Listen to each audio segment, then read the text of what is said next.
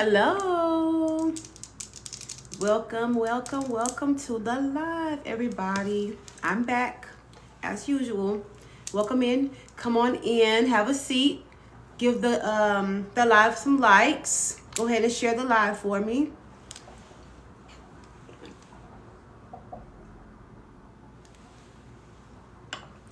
Welcome in, everybody. If you've never seen me before, I go by Lovely Bee as well as Pretty Powerhouse.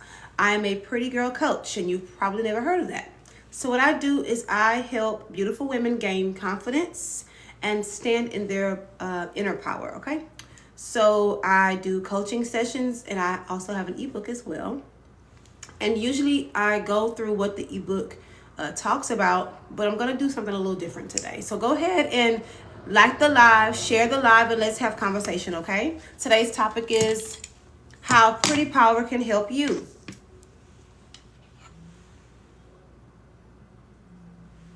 Yeah, go ahead and like the live.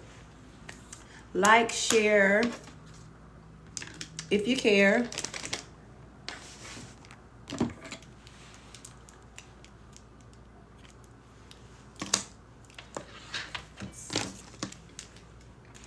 Like, share if you care, y'all. Let's go. It's Saturday. It's a beautiful day outside. Happy Saturday. Hey. Y'all come on in, like the live, share the live. Let's have conversation. Today's topic is how Pretty Power can help you. Hey, random teams. Hey, y'all. Y'all coming in. Hey, y'all. Again, if you've never seen me before, I'm Lovely Bee as well as Pretty Powerhouse, and I'm a pretty girl coach. I help beautiful women gain confidence, okay, and stand in their personal power. That's what I do. And I basically do coaching sessions as well as I have my ebook available. Hey, Coco. And usually in these lives, I go through what my ebook talks about. But I'm going to do some things a little differently today. I'm having a great day. I actually just got up from a nap. Oh man, because I've been up since about 5 a.m.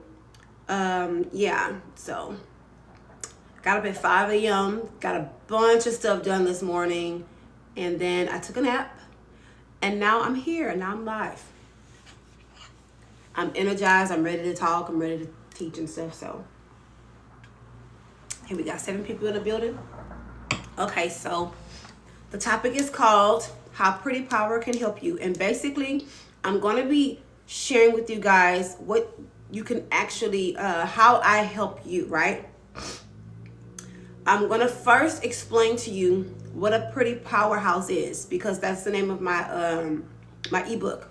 You are a pretty powerhouse. This ebook is basically like a guidebook to help beautiful women stand in their power. What I mean by stand in your power is just gaining confidence and self-awareness and becoming more self-actualized. Moving in the world as a self-actualized woman, knowing what it is that you want out of life, right? Being authentic, handling conflict in a healthy way, right? Healing from trauma, knowing how to effectively communicate, and different things of that nature, developing personal skills, stuff like that. That is what I help beautiful women do, because being that you may have been through certain things in life, maybe you've been stunted in your ability to advocate for yourself. Thank you, Remedy Spa. You may have not been taught how to rightfully create boundaries and actually stand on them. Maybe you have not been taught how to advocate for yourself. You probably haven't been taught how to not only have confidence, but to actually navigate life with your confidence as a pretty girl, right? You've probably been invalidated most of your life by either your parents or people you grew up around, your family members. Maybe you've had toxic friends in the past, or you've been in toxic relationships romantically where these people invalidated you. And so instead of you growing within yourself, growing in your own strength and power, you've been dimming your light and becoming smaller as the years go by.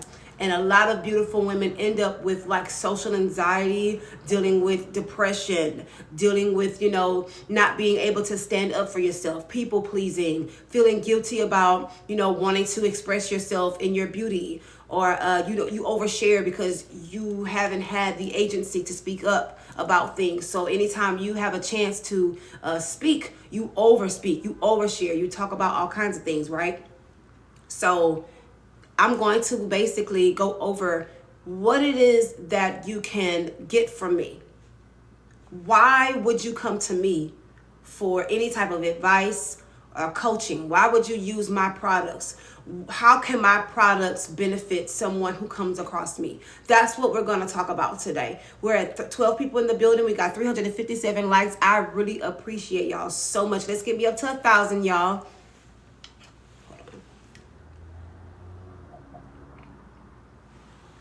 So in my coaching sessions that I do with women, in my ebook that I have, You Are a Pretty Powerhouse, I wrote down the things that you will learn from me, or the things that you can take from me, take away from me, right? Paying for these services, paying for this ebook, right? What it is that you can learn from me. So the number one thing that you are going to learn from me is basically, you're going to gain self-confidence, right? Whether it be you watching my content, booking a coaching call with me, or grabbing an ebook, a copy of the ebook, right? You will gain self-confidence. You will gain a new level of confidence when you talk to me, because I have the gift of encouragement, and I have this way of being able to convey a message that hits the heart center of a person. I know this because I've seen it happen. I've seen it, I've seen lives being transformed by just one phone call with me. That's what I am able to give. I'm able to help women develop more confidence. And all confidence is a firm self-trust.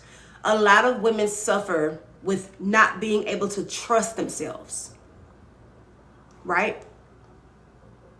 And when you don't have a firm sense of self-trust, it's difficult to navigate life, because you usually can't really make decisions, right? Or you're really indecisive about things. You can't decipher who's right and who's not for you. So you usually allow all types of people in your life because you don't have that inner self-trust where you can actually determine who is right for you and who is not.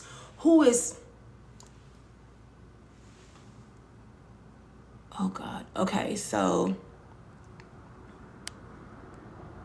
I'm going to pause here because I see a troll in the comments. Listen, if you're in here to be a troll, to be negative, to be disrespectful, leave.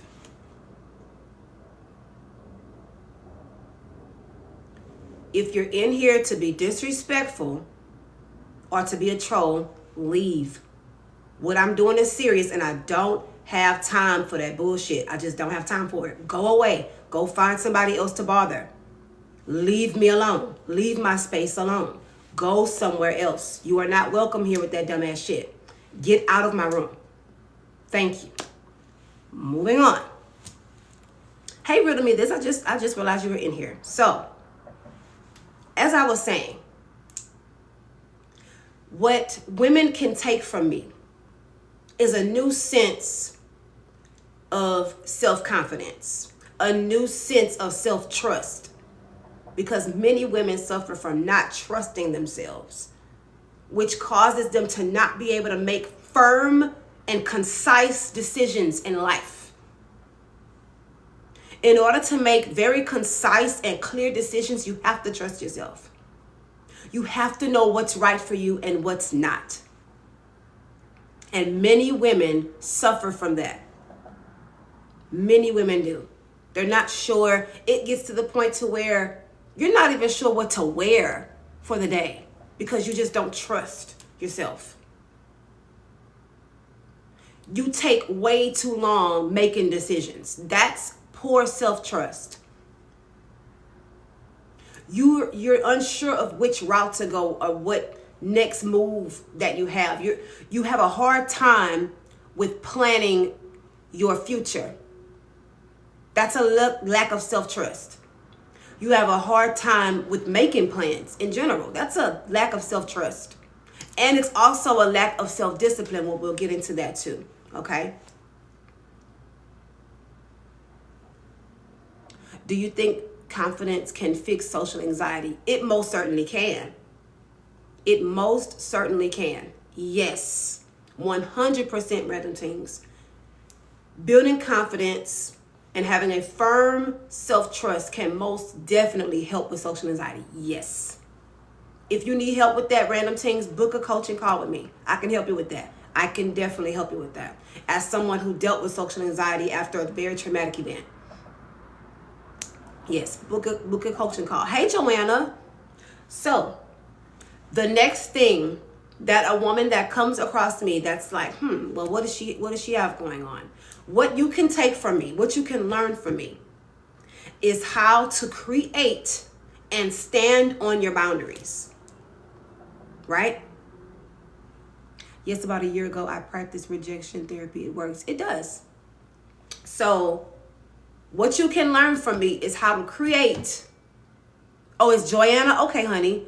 What you can learn from me is how to create and stand on your boundaries. It's one thing to create a boundary, but it's a whole different story to stand on it. Okay? So this means you create barriers around yourself in order to protect. Oh, hey, boo. Hey, girl. I just realized who that was. Hey, girl. Hey. So, you have boundaries are basically barriers that you create in order to protect yourself, right? I help you create those. I may ask you like a series of questions as we're going through your coaching call, right? Like, let's say you want to do a coaching call with me on how to do this boundary stuff. How do I create boundaries? Like, what is that? I'm going to ask you a series of questions about, no, you're good, honey. I'm going to ask you a series of questions about where you're comfortable, where you're not comfortable. What makes you upset? What makes you tick? Like things like that. You have to know that in order to know how to create boundaries. You have to know that stuff. That's the only way that you'll be able to follow up, right? Or stand on them if someone decides to try to cross them. You know how to say, hey. You know what I'm saying? But the boundaries are for you. You have to know this stuff. This doesn't mean you go around telling people exactly what your boundaries are. That's not what I mean. Because I know women can be very literal, right? Where do we find the prices for your bookings? So when you go to my website, honey, go to my page. You're going to click on my website. And then you're going to click on the little picture. It's going to look like somebody holding a telephone. You're going to click on that. And then it's going to give you a form to fill out. Now, I have 3 different selections. I have a 25-minute coaching call. I have a 45-minute coaching call and an hour long. So after you fill out that form, then that page is going to come up with the pricing list, okay? So it's going to be 25-minute, 45-minute, and 1 hour. Oh, I need to hear this, dealing with this with the girl. So with that coaching call for your, creating your boundaries, I'm going to ask you a series of questions about what makes you comfortable and what makes you uncomfortable. Because we can know this stuff on a subconscious level, but we may not know how to articulate it in our conscious, in our waking life, right? So I'm going to spark that so that you can voice that and be like, oh, because sometimes we don't know what our boundaries are until we actually go through a situation. Until something actually happens and you're like, wait, I really don't like that. You may have not even realized that that's something you don't like until you actually experience it. But I'll ask you a series of questions in the call about what makes you comfortable, what makes you uncomfortable. And then I'm going to give you things you can say to yourself about those boundaries. So that way, you're not walking around screaming out what your boundaries are, because that's not necessarily how you stand on them, right? You don't have to walk around, well, I don't like this, I don't like this, I don't like this, because you're going to become very unpleasant to be around. Because there's a way for you to convey this stuff without being unpleasant. You got to know this, okay? So you create the boundary and then you stand on the boundary. So let's say your boundary is you don't like people invading your personal space, or maybe you don't like to be touched, because I know people have that boundary. I do as well. I don't like to be touched. I'm not much of a hugger. I don't like to hug. I'll shake a hand. In some situations, I don't even like doing that. But people are like, oh my God, I'm a hugger, hug me. I'm not a hugger, because I understand energy transference, right? So instead of me saying, well, I'm not a hugger, I'll just, I'd rather shake your hand. I'd rather shake your hand. Nice meeting you, right? Same people get so offended when I tell them I don't want to hug. Right. I love how every single live you come on very dolled up. Thank you, honey. It's my job. But there's a way for you to convey a boundary and let it be firm by you being direct without being mean. Even though in most cases you'll be considered mean anyway because you created the boundary. But it's not about you being liked. It's about respect, okay? You want to make sure you're always respecting yourself by being firm on the boundary. You want to convey the boundary being respectful to the person and yourself at the same time.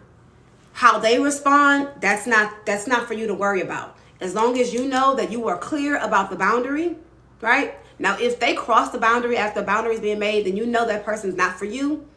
And then you don't deal with that person anymore, because people will try to test you. When you're a pretty girl, they'll try to test you.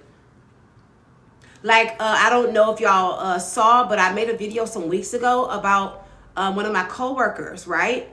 Now, I'm the type of person in leadership. I'm not an alpha, right? I don't have to be in the forefront showing everybody that I'm a leader. I'm more of a Sigma. I'm back here. I'm back here doing my thing. You know what I'm saying? So to some people, that may make them believe that I am passive. And because I don't really say too much, I'm more of an observer, right? So one of my coworkers thought it was okay to touch me, which I just told you I don't like being touched like that. I don't like that shit. So he would do this hand plan thing where he would kind of like tap my shoulder or something. And for me, that's love taps. You're a dude touching on me and you know I'm a married woman. That's love taps. I don't do that. I'm not your work wife, okay? So I said, hey, you're going to have to cut that out. So he did it again on another occasion. And I said, I don't do that hand plan shit. That touching stuff you do needs to stop now. Are you serious? Yes. I am serious, because I had already stated the boundary, and it's like it just wasn't getting through to him. So I had to be a little more firm to let him know I was serious. I don't want you to touch me. And ever since that day, he has never put his hands on me again in any type of way. And he's kind of uneasy when he's around me, but that's good. That's good. That's good, because when people feel entitled to your energy, they're going to test you until you make it very clear that you're not one of them. So sometimes it's good for people to be on their toes around you, especially when you're pretty, because people will try it. They just will.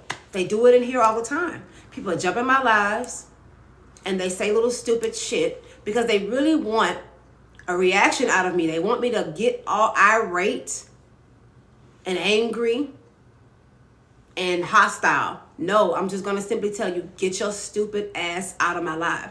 And I'm going to just leave it there. You know, sometimes it's really simple. It's just one sentence. Like, no. You know what I'm saying? So when you come to me for your coaching session or you read my ebook, I'm going to help you with that. I help you with creating and standing on your boundaries, okay? Another thing I help with is self-advocacy. how to advocate for yourself. I had a big issue with this growing up because I wasn't given the space to speak. Right? I wasn't given the space to speak my mind as a kid. Because back in those days, the parents was always right. Whatever your parents say, that's it. And, our elders feel like when you try to advocate for yourself as a child, that you're being disrespectful. That's not always the case. It's just the fact that that child feels the need to advocate for themselves, especially if that child feels as if they didn't do anything wrong, or they're trying to investigate what the offense is, that type of stuff. So when you're constantly told to be quiet like that growing up, and then you end up in friendships like that where you don't have a voice in your friendships, you're getting talked over constantly, stuff like that, or in your romantic relationships where you don't feel like you can advocate for yourself. I help women do that because I've learned how to do that. Perfect example. If you are in management at your job, right? Because I dealt with this a lot until I learned how to advocate for myself. You're in management, right? Or maybe you're not in management. You're just, a regular employee. You don't have a position. And you feel slighted by someone in the higher ups. And you may hear your other coworkers complaining about it amongst each other. That's not going to help you. Complaining about it with the coworkers, that's not going to help you. What's going to help you is that you plan a meeting with your boss and you explain to your boss, this is how I feel about this. You ask all the right questions. Have a conversation. Or if you feel like someone, like maybe your supervisor wrote you up for something that you feel is not right, are you going to let that slide, or are you going to advocate for yourself? Even if you risk losing your job. Stuff like that, y'all. I help women. I help women in situations like that because it happens all the time, especially when you got a pretty face. Because on the job, you are a target. You're a target for bullying by other women at the workplace. You are a scapegoat. Everything that goes wrong, you're usually blamed for it. Okay? Or they want you to do all the heavy lifting. They want to put, especially if you're in leadership, as a pretty girl, they want you to prove how hard you work. So they're going to give you all the crazy tasks, right? And you have to be self-trusting enough to know when it's time for you to advocate for yourself. When situations like that happen, because they will. Right? So if you have an issue with advocating for yourself, whether it be with at the workplace or in your family dynamics, because this is very common too. Maybe you have a very strained relationship with your mother, and you've always felt like you couldn't speak your mind to her because what she says goes. You're a 30-something-year-old woman and you still feel like a 16-year-old kid when you're in your mother's presence because you can't speak your mind. I help women like that because I've learned how to advocate for myself because I take myself seriously and I respect myself. When it's time for me to advocate for myself, I'm very clear. You have to be very clear about what it is that you want, what it is that you need, right? And you do that by not only knowing those things, but actually providing those things for yourself. So that way, in your relationships with people, they see you handle yourself a certain way, they'll know what time it is. My mother's a trip. I stay away from her. And see, it's easier for us to create that distance. But there will be times that you may have to deal with her because that is your mother. So you have to know what to say, what not to say. Because at the end of the day, you want to be able to convey a message or advocate for yourself respectfully. You don't want to get out of character. You want to make sure you have emotional control. That's one of the top things that women struggle with is emotional control. You have to have emotional control if you're a pretty powerhouse? How will you reach success in any aspect of your life with no emotional control? You have to have it. But in self-advocacy, learning how to speak up for yourself, I teach that. I help with that. I will coach you through the whole thing, right?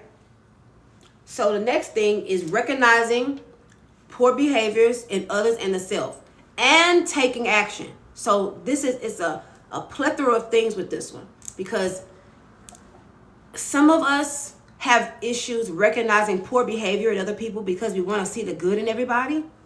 That's what that people pleasing in chapter 2 of my book. People pleasing is the result of you trying to view the world with rose-colored glasses, right? You're trying to see the good in everyone because you want everyone to see the good in you. So it's hard for you to recognize when you're being used, when you're being manipulated, when you're being hurt, or all that stuff, right? It's hard for you to recognize that stuff because of your perception, how you view things, right? That's not good, to not be able to recognize those things in people. You see? How to deal with receiving advice from someone that may not experience what being the pretty girl is. Would you trade places with that person? Probably not. I don't take advice from people I wouldn't trade places with. It's that simple. But it's hard for you to recognize poor behaviors in other people because of your perception. You're trying to see everyone in this certain light. You know what I'm saying? And also, it's hard for you to recognize poor behaviors in yourself because of the way you see things. So coaching calls with me, I will help you recognize that stuff. I'll be able to help you see the signs that are there with your friendships, relationships, whatever, workplace, I'll be able to help you detect red flags because the signs are always there. We just choose to overlook them because of our perception, or we're trying to see things. We're trying to see people, oh, well, everybody's good, or, they didn't mean that, trying to make excuses because that's just how we want to see things. And sometimes we do it because we have this desired result and we want to see that thing through. A lot of women do this in their romantic relationships. All the red flags are there. But they want this relationship with this dude to work out so bad, so they will overlook everything, and then you hurt yourself in the end. I help women like that. I help women who find it very hard to recognize poor behaviors in others. I also help women recognize poor behaviors in yourself because in a lot of cases, you self-sabotage. You self-sabotage in your own life. Your relationships, your friendships. A lot of times it's not because the other person was jealous. It's because we sabotage the situation. Sometimes we sabotage our own situations because of our own insecurities, our own lack of self-trust, right? Sometimes we do that. And we may not recognize it. Thank you, Chelsea. We may not recognize it. But this is what I help women do. I help you see that in yourself, right? The last thing you can get from me is helping you take personal responsibility in your own life. Because at the end of the day, no matter how beautiful you are responsible for yourself. All of your actions, all of your thoughts, your mindsets, your beliefs, everything, right? You are responsible for your life. Who's in it and what you do in it, right? So in my book, I talk about, feeling guilty about being pretty, the things that people may do and say. I talk about hazing, I talk about negging, I talk about bullying, and all these different things that people do to beautiful women that cause you to want to hide from the world, stop showing up for yourself, you people please, or you try to dim your light. I help beautiful women take personal responsibility in their response to life and life's challenges. Because life is hard. Life is challenging, especially when you're pretty. It just is. Because people think because you're pretty, your life is easy. So you're going to be met with all these challenges. And by you taking personal responsibility, you'll be able to handle these challenges a lot better and in a healthier way, right?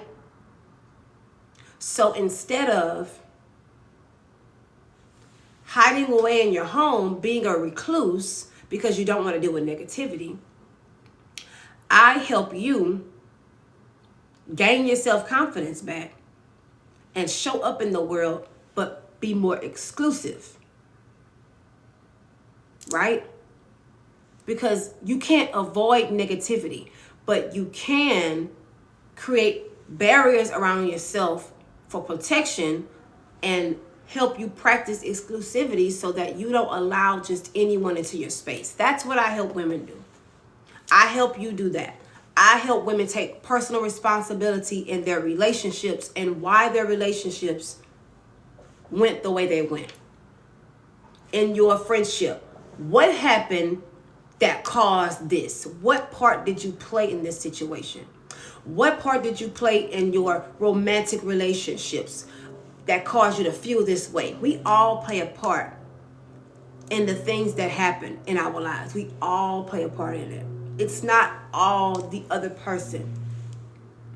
We have to be able in our own life to get to a place of self-actualization where we take responsibility for what we do. That makes you a powerhouse, not just being beautiful and being super confident and getting what you want out of life.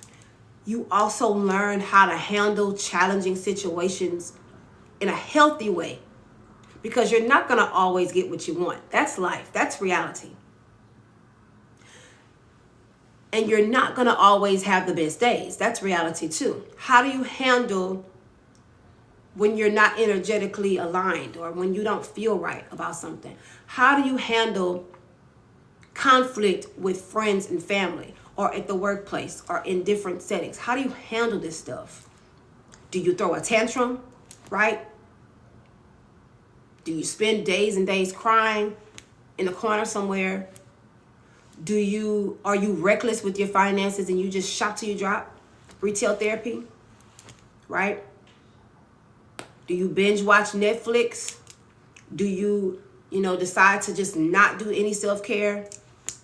Right? Do you neglect your personal hygiene? Do you indulge in substances to help ease the pain?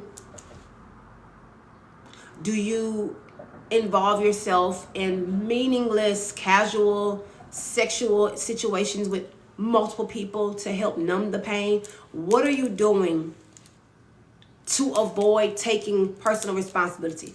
That is what I help women with. I help women with that.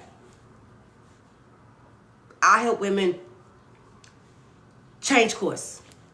Like, we got to do something different. Hey, Miss Alexis, we got to do something different. It's not just about me getting on here, being cute, having an ebook, and talking in the live. I really want to help women change from the inside out.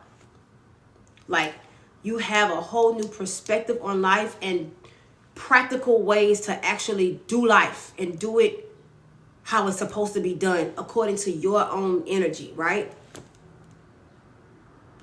Doing things that make you happy and are healthy for you. So where you don't feel drained or like the world is just against you or something, right?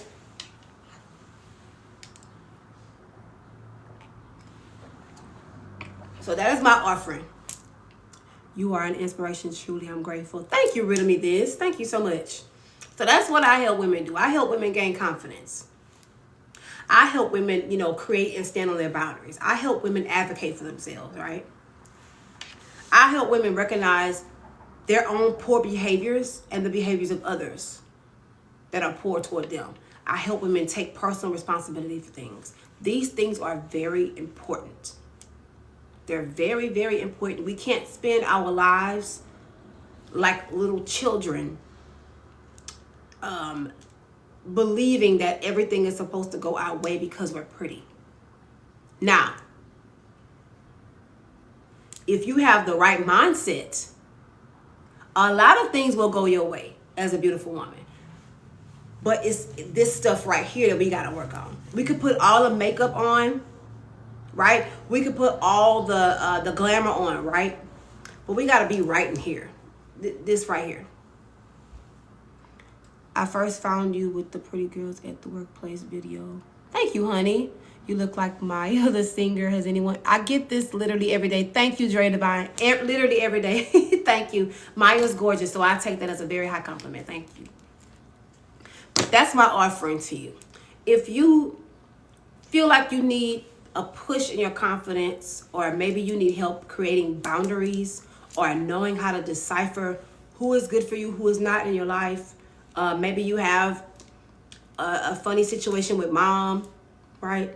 Or someone in your family, or maybe you're struggling in your marriage. I don't know. Maybe it's hard for you to, maybe you feel like in all of your friendships or dealings, you end up feeling used somehow. Or maybe you've heard someone say that you don't know how to take accountability for what you do, and your life is kind of like just going in a certain direction. I can help you with that. For 80% of life is a mental thing, and how we react or respond. Right. It's definitely about the way we respond, because we're only responsible for us. I have a great relationship with my mom. That's awesome.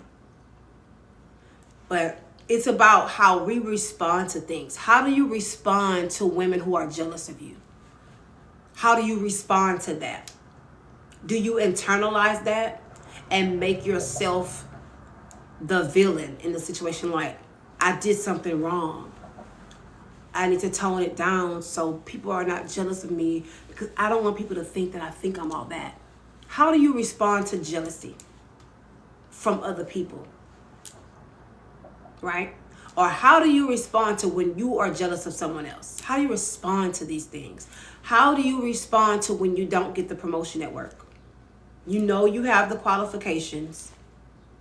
You know you have you've done all the right things. How do you respond to that? How do you stand in your power in that situation? How do you stand in your power with that? Victim mindset holds a lot of women back too. We so much stronger than. Yes, and I talk about that in chapter 7, Random Things. Chapter 7 of my ebook talks about victimhood. It's so easy to be a victim when you've been a victim all your life. It's easy.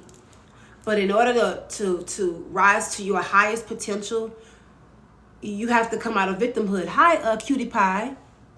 You have to come out of victimhood. You don't have to have hateful people in our lives. Forgiveness is for ourselves. Right. So how do you go from pretty little victim that's been brutalized and traumatized to a pretty powerhouse? How do you get to that point? How do you get there? That's what I'm here for. Hey, that's what I'm here for. You hear yourself, right? Right. But what does that mean? Heal yourself. What does that mean? I want to help us as women collectively get out of saying these very blanket statements. You have to know yourself. You have to know your worth. What does it mean?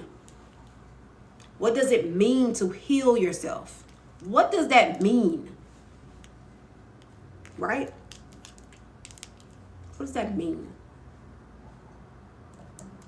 What does it mean to know your worth?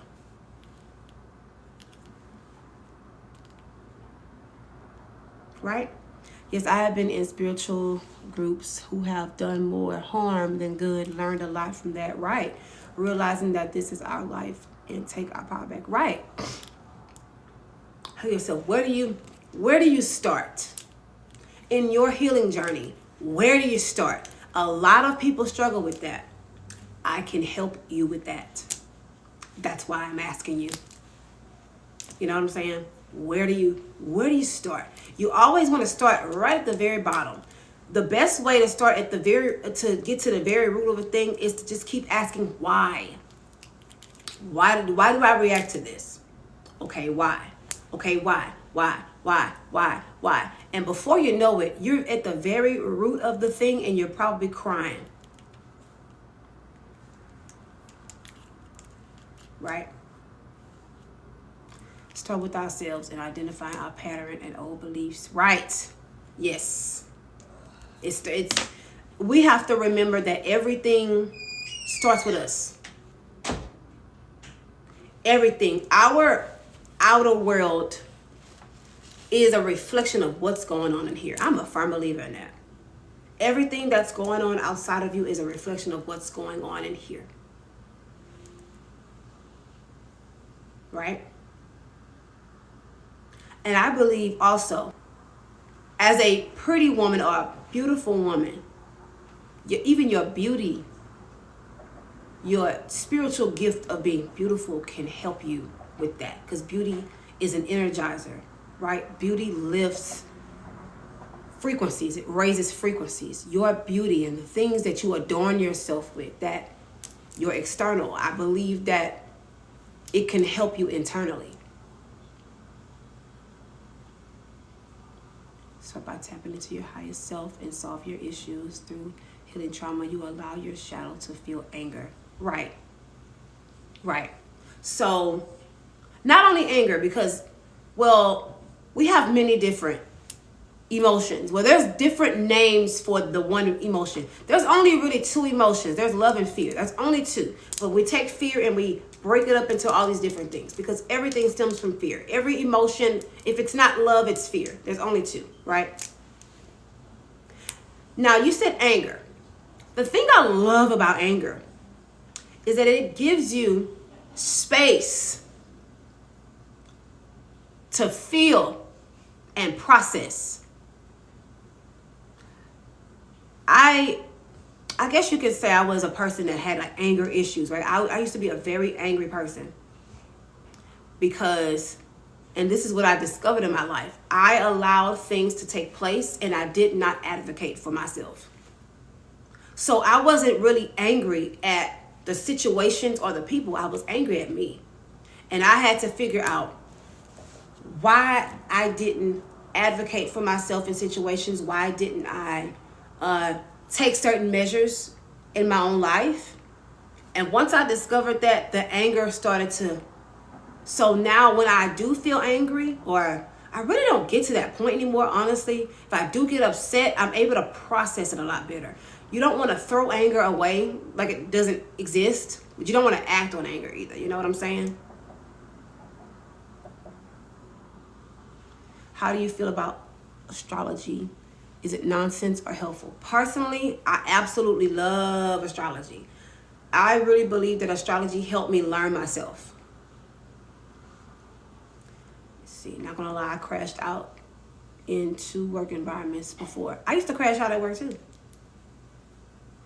Y'all, I used to crash out so bad at work, I would cuss everybody out and clock out and leave and come back the next day like nothing happened. That's how bad I was a crash out. Listen, if I was slighted in any way, I would just go from 0 to 1,000. Forget 100. I'm going to 1,000.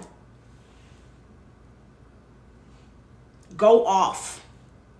I ruined a lot of relationships like that. Friendships. Because I just did not know how to effectively communicate my emotions. I acted like a toddler. That's what I did for a long time. I did that for a long time. Right? Y'all laughing? I'm dead ass. Okay? Crash out. This one job I had, I had to be like 18 years old at the time. I cussed out every manager. Every manager. And I walked out. That wasn't right. Now, even though I felt justified because in that situation, I was just asking for help. And you know how you work certain places and they feel like they show you one time, you're supposed to know it. And one of the managers had an attitude when I had a question. And I noticed that he had been doing that. He was very short with me. And I just felt like he was just being disrespectful and he was just dismissing me. Now, I didn't understand how to advocate myself in that moment or in moments like that. So I would huff and puff and blow up like a big air balloon because I wasn't, I didn't have the knowledge to know, to be able to say, excuse me, I'm asking you a question. I would like for you to let me know how to do this. If you would like for me to do my job correctly, I need you as my manager to tell me how to do this. I could not articulate myself like that back then. So I would just blow up because I didn't know how to articulate my words. This is why a lot of women fight.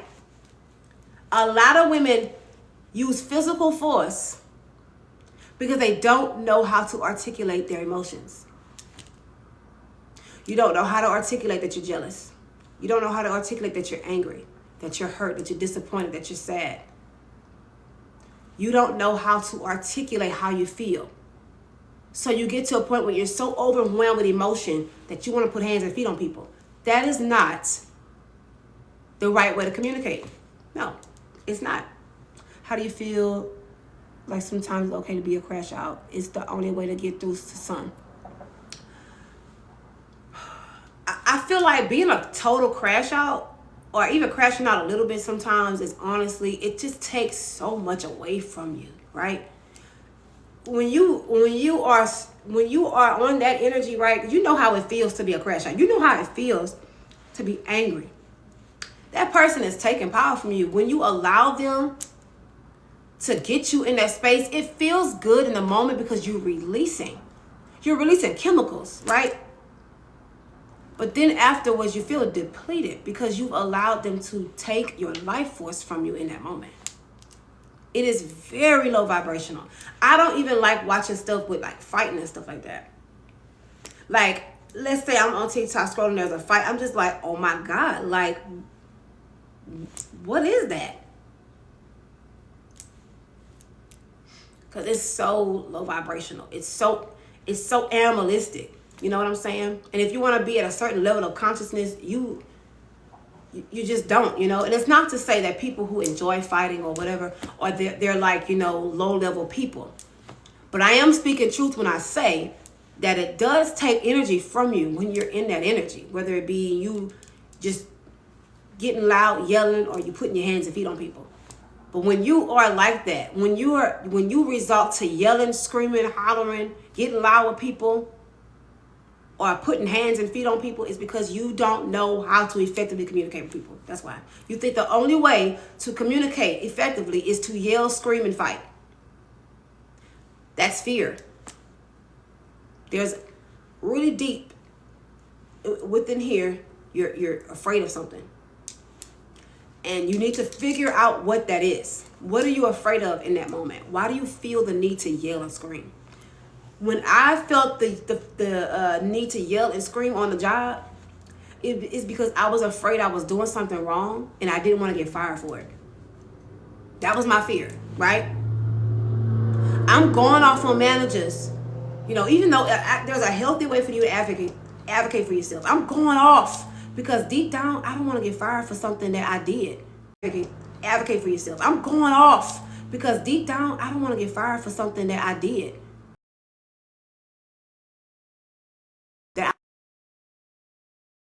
My alarm went off.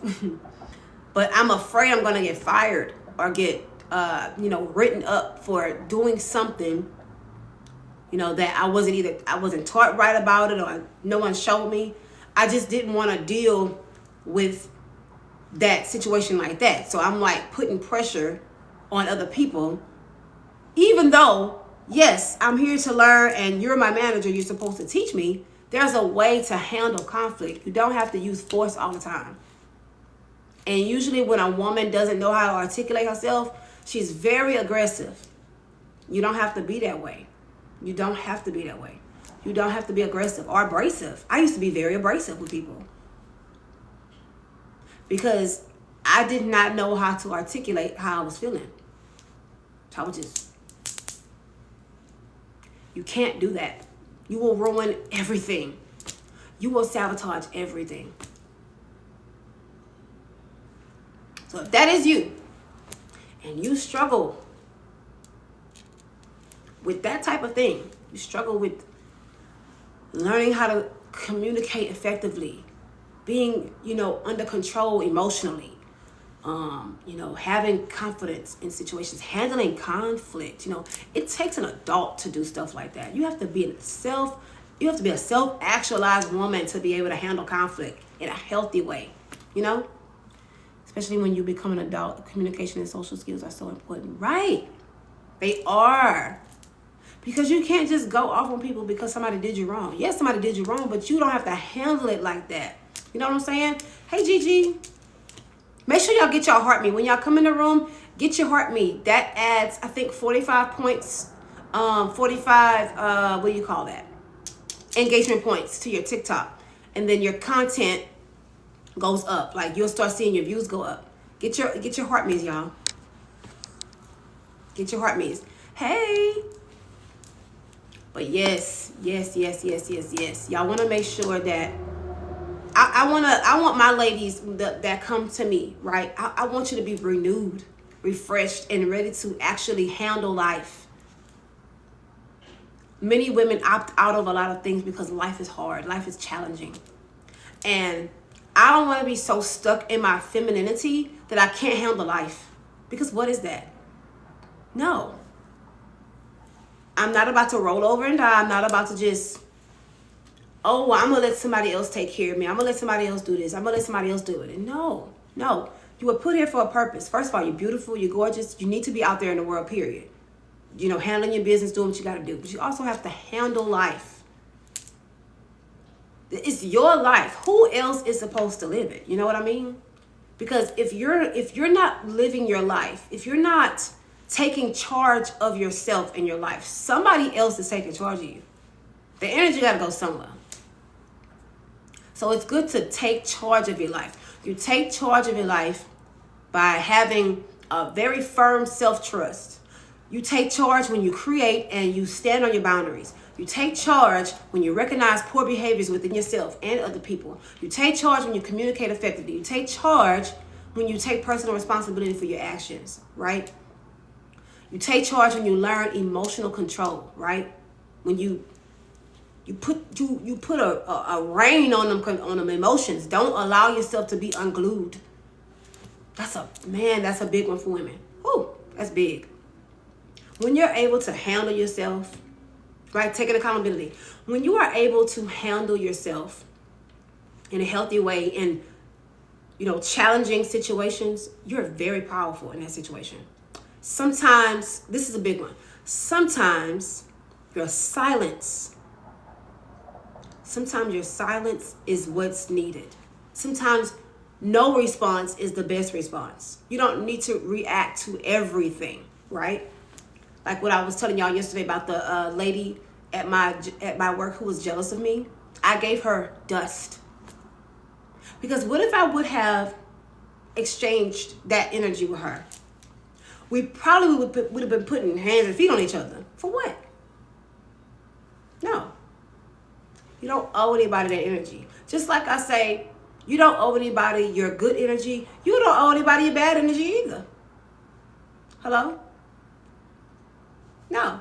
You don't allow people to rock your boat. Don't let people rock your boat. People, all day long, people are projecting their insecurities or perceptions onto other people, especially when you're pretty. They do it all the time. We deal with it online. We deal with it in the real world, everywhere. Don't allow people to get you, to knock you off your square. That's what I mean when I say that. You have to be so solid within yourself that you know when a person is trying to provoke you. You know when a person is trying to manipulate you. You know when a person is trying to just rock your boat, just trying to mess you up, get you all distracted. Don't allow people to do that. Don't allow anybody to do that shit.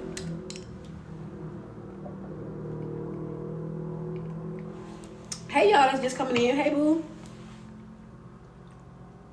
So if that sounds like something that you would like to be coached on, something that you would need help with, y'all go ahead and book that coaching call. And y'all get my ebook, You Are a Pretty Powerhouse. Hey, Brittany. I talk about some of this stuff in my ebook, right? I talk about, how people make you feel guilty about being pretty, how people, how you people please because of your deep-seated need to be validated in life. I talk about oversharing, why you do that. I talk about, trying to hide from the world because you don't want to deal with negativity. I talk about using your pretty privilege to your advantage because that's what it's there for, right? I talk about these weird power dynamics with women and how insecure women try to project onto beautiful women with bullying and stuff.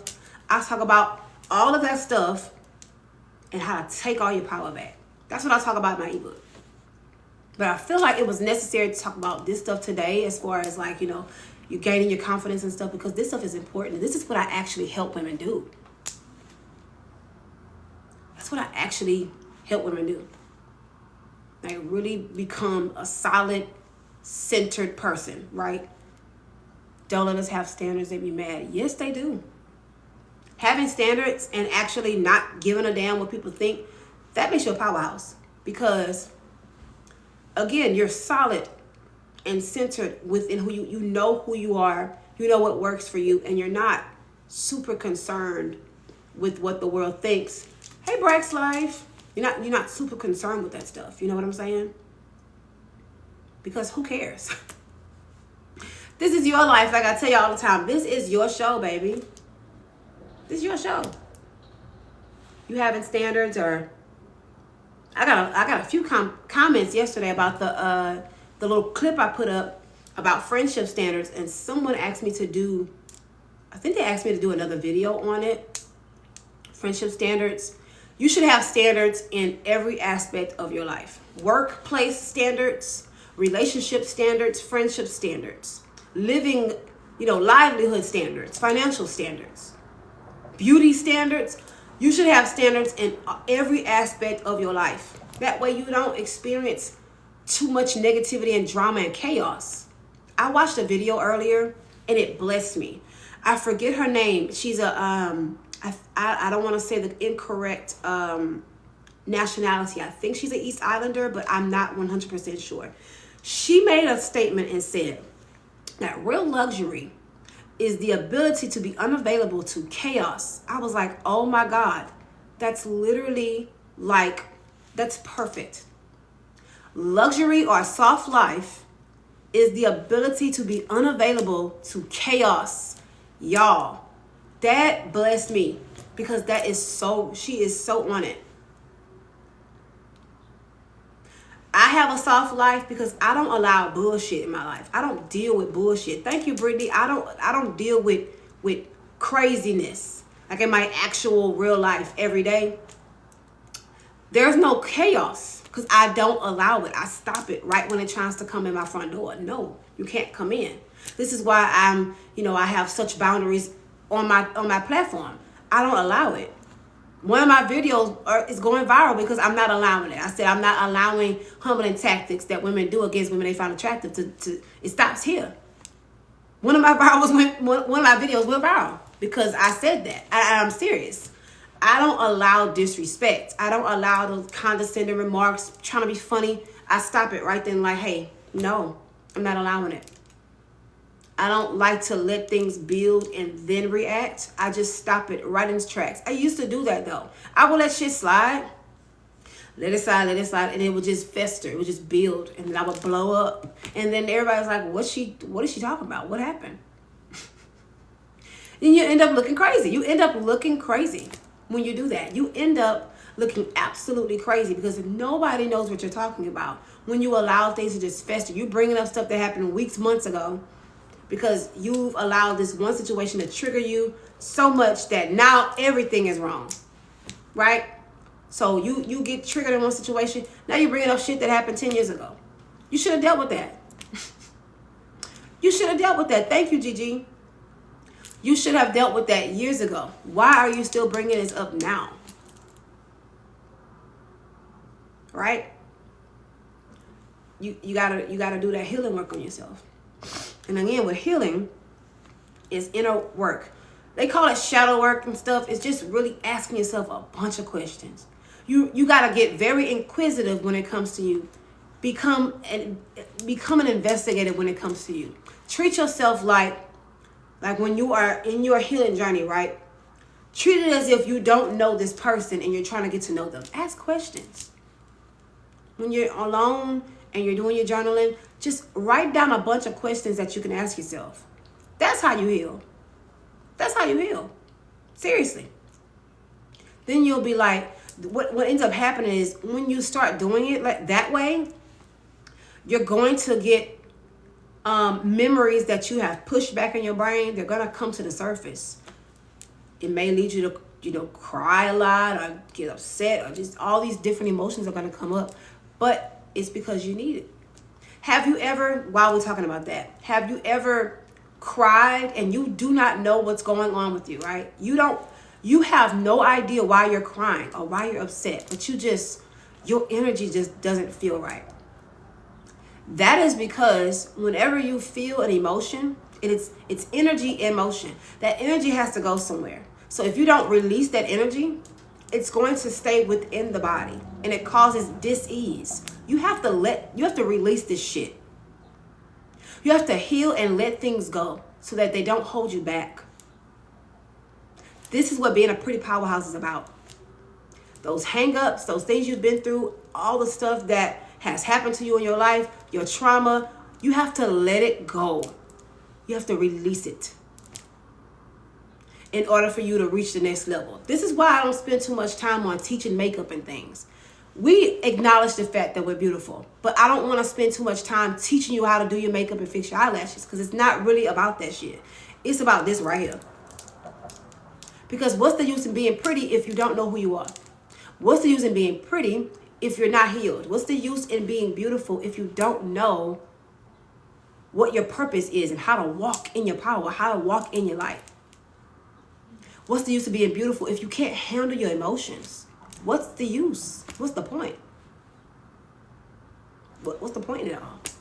How are you going to be successful in your life and get the money you want, get the job you want, the career, the business, if you can't handle this stuff right here?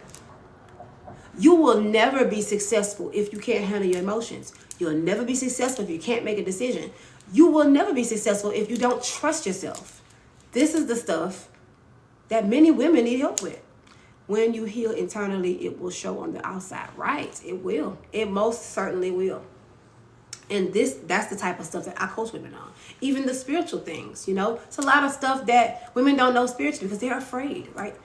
Oh, is it right? Is it right? Oh, I don't know. I don't know if I should burn a candle. Is it right to burn a candle? What are you so afraid of? Thank you, Brittany. What are you so afraid of? Hello? Thank you, Rhea. What are you so afraid of? Why are you afraid to burn a damn candle? You know what I'm saying? Little simple stuff like that. You're so afraid of every damn thing. Why? Who gets to tell you how you do your life and what you do and how you... You know what I'm saying? You're limiting yourself and your potential because you think everything is witchcraft. You don't want to learn anything new because you think everything is bad. I don't know, should I wear heels to work? Everybody say that it's bad to wear heels to work. It means you gonna get attention. Who gives a damn? You're so afraid of everything. You don't want to try a new outfit. You don't want to try a new restaurant. Try a new hairstyle, a new lipstick. You're just so afraid. You just put yourself in this box. For what? For what?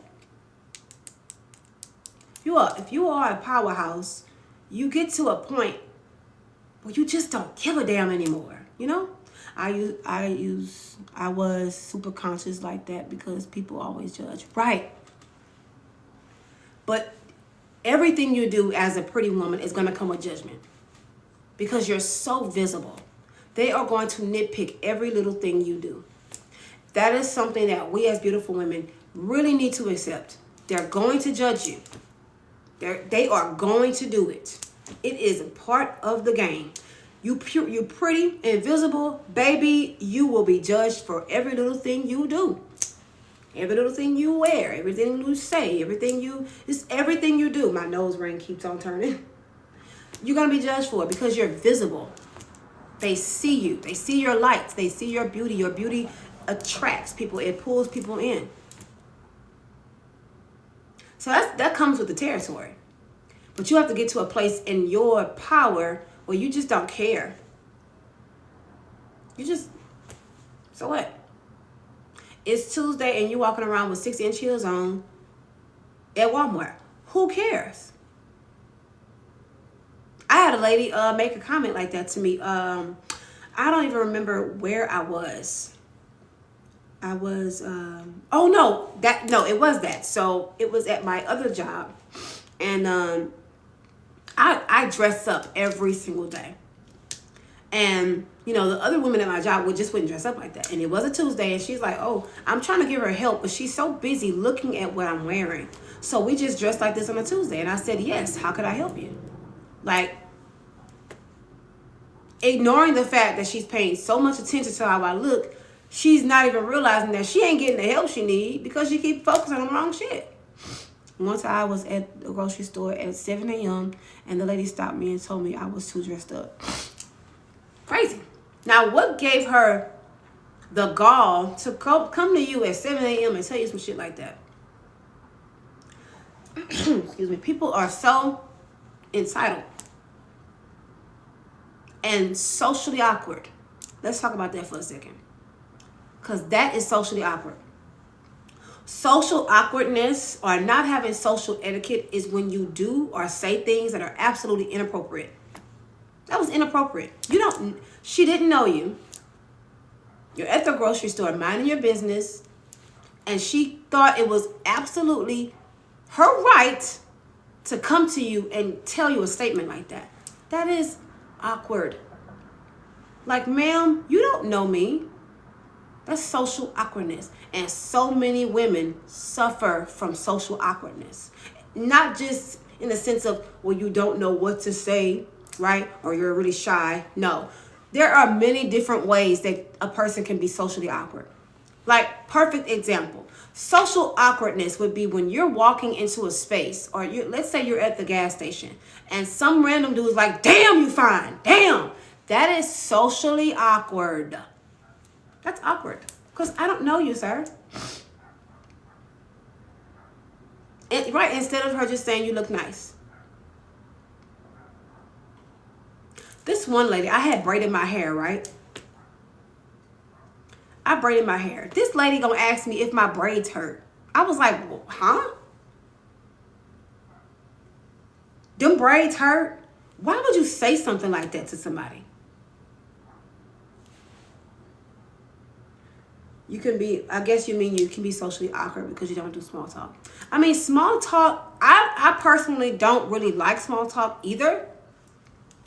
But at the same time, in certain settings, it's kind of like, it's proper, Because you don't want to be an asshole, right? You don't want to be an asshole. You want to make sure that you're being respectful to other people. You don't have to be super level 20 up here or fake. You don't have to be like that. You know what I mean? Thank you.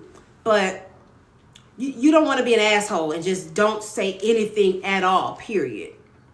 I mean, and see, this is where having that self-awareness, it comes in, that situational awareness and where you are, your surroundings and all that stuff. Like, I walk into work. I'm not the type of person that's going to be like, hey, good morning, everybody. That's not me. I don't do that. Right? However, I will speak. Good morning. How are you? Hi, how you doing? I leave it there because I don't want to talk, but I am going to speak if I enter into a space, depending on who's in the building, because it's some people that I just don't. It's some people I don't. But I'm not going to be a complete asshole.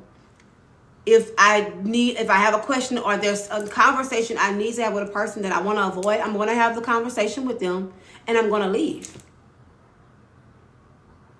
Now, a way to avoid small talk, what I do is I keep the conversation about the other person.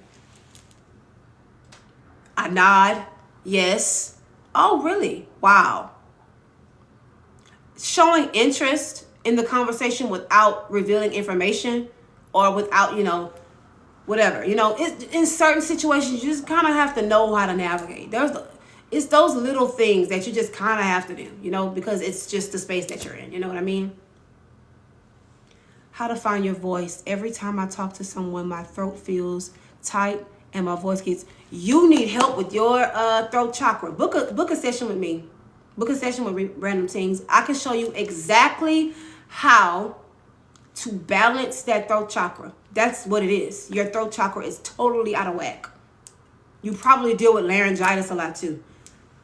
Book that call.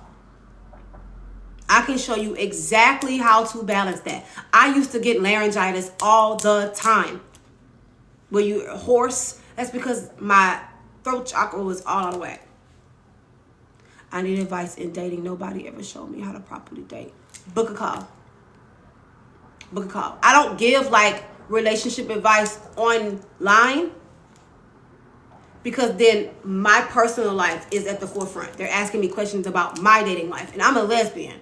So then that gets, well, why do you don't date men? So book a call with me. I got you. I got you. I got one for 25 minutes. I got one for 45 minutes and for an hour. And whenever you go to the page and you fill out that form, you put exactly what you need my help with, okay? What exactly what you need help with. And I got you. Yeah, book that call. Let me see. Does anybody have any other questions? Let me see. Oh. Trying to read through y'all's comments. People think they are entitled to your energy by constantly making snarky comments. Riddle me this, that is so true.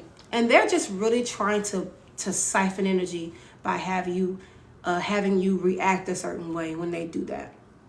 That's all that is. You really have to always be aware that people are just, most people are energy vampires. They just want a reason to just do stuff. When I realized that most people are really miserable, they hate their lives, most people just absolutely hate their lives. They'll do all kinds of things to get your attention or get you to react to them in a certain way. You just can't let them do it, And then in some cases, you may fall for the okie doke and react.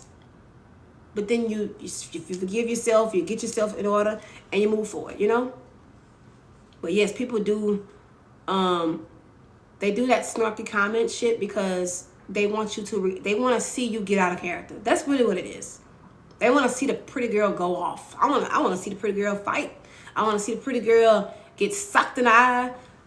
People are, they couillon, like we say back home. They couillon, that means crazy in Kudivini. Couillon. They're crazy. People are absolutely out of their mind.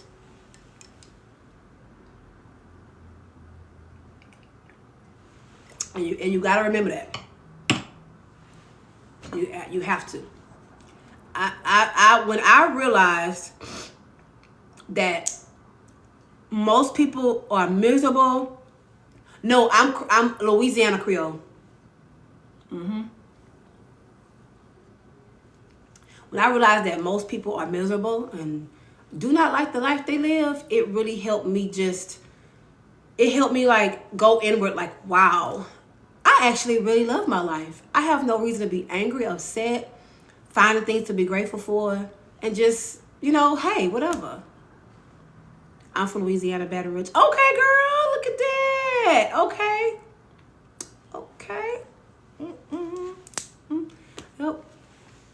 Yep. Louisiana Creole, baby.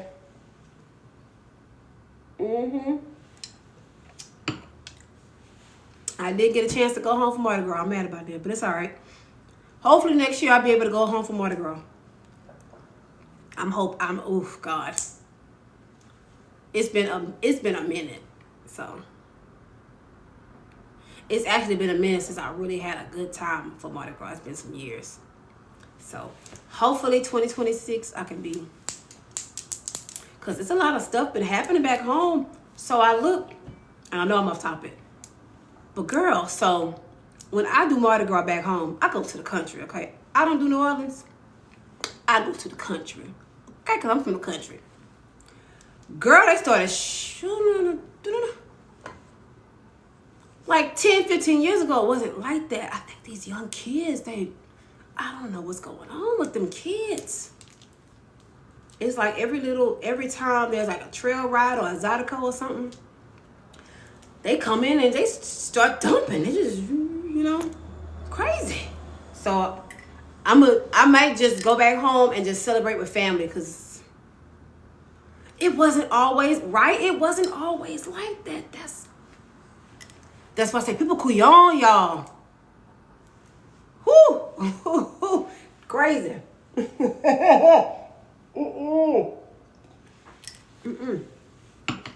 Out of mind.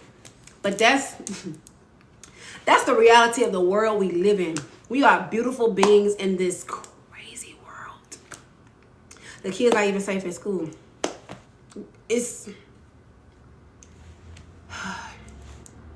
I don't get it. I don't understand.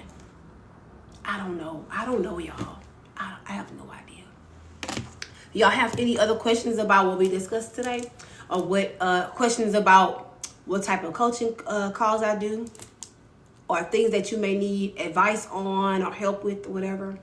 Because I'm pretty sure I got you. 99.9% of the time I got you. Y'all let me know. I'm running out my tea, y'all. I'm running out of my tea. I'll talk about my ebook today. Not really. So while we're still here, if y'all are interested, y'all go ahead and grab my ebook, You Are a Pretty Powerhouse. It's a guidebook that helps women, gain their confidence and get their power back from others. I talk about feeling guilty by being pretty. I talk about people pleasing. I talk about oversharing, being reclusive, using your pretty privilege to get ahead in life, weird power dynamics between women, and taking your power back. This lesson was good. What time do you post around? So I usually post around between 2 and 4 o'clock. Go live anyway. I post all throughout the day. I'm posting. Yeah. So between 2 and 4 o'clock, I'm usually live. Central Standard Time. But yeah, I still got some other stuff to do that I need to get done. My freaking nose ring. Y'all, I bought this nose ring a week ago, right? And I really need to get another one because it just sticks out. I don't understand. I lost my other one. I was going ballistic looking for it everywhere. I could not find it. So I had to go grab me some more. And this thing is just too big. I don't know. So I have to get another one because it drives me nuts. Oh, we had 10,000 likes. Look at that. Oh, I like that, girl. Oh, I didn't even button my jacket today. Hold on. Girl, I did not button my little blazer. Hold on. We buttoned. Girl, my nails be getting in the way. Hey, Mel. You basically missed the lesson, girl. Missed it. Ooh, excuse me. I belched. I cannot put this button on. Oh, hey, butter enthusiasts. Y'all done missed it. But if y'all got questions, I can answer some questions. I can do that while we're still in the building. It's 3:29. I be trying to, hey, Niecy girl. I be trying to get dressed up, but you know how people are in the South. They're not used to. Let me tell you something. I have been this way my entire life. If I don't do nothing else, I'm going to get dressed up. And people have all kind of comments to say, I don't be giving a damn. Now, here in Dallas, I do stick out like a sore thumb. I'm not even going to lie to you. But I don't get as many negative reactions as I did back home in Louisiana. They'll be saying stuff like, oh, you trying to do too much. You look like if I wear a blazer, they'll say things like I look like a teacher or a preacher or something. Just little stupid stuff to try to discourage you from getting all your stuff. It's like, girl, and look at you. Look how you look. Crazy, right? Girl, I don't get it. Because I just feel like, or if you, okay, I'll take it here. So the only time you get praised for dressing up is when you go out, like to a bar, to a club. But like just dressing up for the hell of it, it's like it's looked down upon. Or if you're not in like a certain aesthetic, if you don't look like a rapper's girlfriend, then you're looked down upon. Like if I don't look like I have sense when I get dressed, then that's a problem. You know? Or only on your birthday, right? You only get dressed up on your birthday. You only get dressed up for a special occasion. It's a special occasion because I woke up this morning, so I get dressed up. Full face of makeup. I do not wait on special occasions to do my makeup, my hair, you know, put on that cute little dress. I'm not, wait for what? For what? I woke up this morning. That's the special occasion. I am the special occasion. I'm here. I have arrived. Let me put on. I wish I could just wear like formal gowns every day, honestly. Yes, I'm alive. You know, I'm breathing. I'm in my right mind today. You know, I am the sun. Right. All of my needs are met. Why do I have to not get dressed up today? Like, huh? Or, oh, I'm not supposed to get dressed up till what, 9, 10 p.m. on a Saturday because to go out, right? I know. I'm going to get up in the morning. I'm going to take care of my things, run my errands, and I'm going to get dressed up, girl. Like, I've never been the girl to not be dressed up. Even if I change my aesthetic for a while. Even if I switch it up, because I used to do like the goth aesthetic. I did that for a while. I used to dress really tomboyish too, but it was really, really cute, kind of like a stem. I would still have my makeup on, but it would be like really boyish. I might have to post pictures of my old pictures and stuff in the stories. I would have like a cute little graphic tee with big baggy pants and some combat boots and a beanie with my little hair and makeup. But I'm still cute though. I'm cute. I'm a little boyish, but I'm cute. Like, it doesn't matter what aesthetic I've ever done in my life. I'm going to be cute. I just don't believe in just not looking my best. And I guess, like, it was the way I was brought up. Like, my mom, I would sit and watch her get dressed in the morning, like, for work. She has this one lipstick color. It's like a magenta color. It has like a little bit of purple in it. It is gorgeous. I would just watch her do her makeup in the morning. She would do her hair, you know, back in the early 90s. I'm watching her get ready for work. And I'm just like, she's just so pretty. And like, she would do her hair, have all her hairspray, because she had her hair in that, like a little pixie cut. She would do her little eyebrows, put a little eyeshadow on. And she would always use her lipstick as her blush. So she would put it on her face and then blend it. Oh, I used to love when she would do that. She put a lipstick on.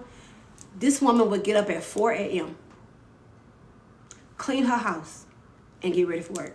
And get ready for it. Even if she didn't have to go to work, she would just get ready for her day. That was an everyday thing for a very long time. Since then, like, that is just who she is. She's going to get up early in the morning. She's going to get dressed. I'm talking nails always done. Nails always done. She had a ring on every finger. Necklaces.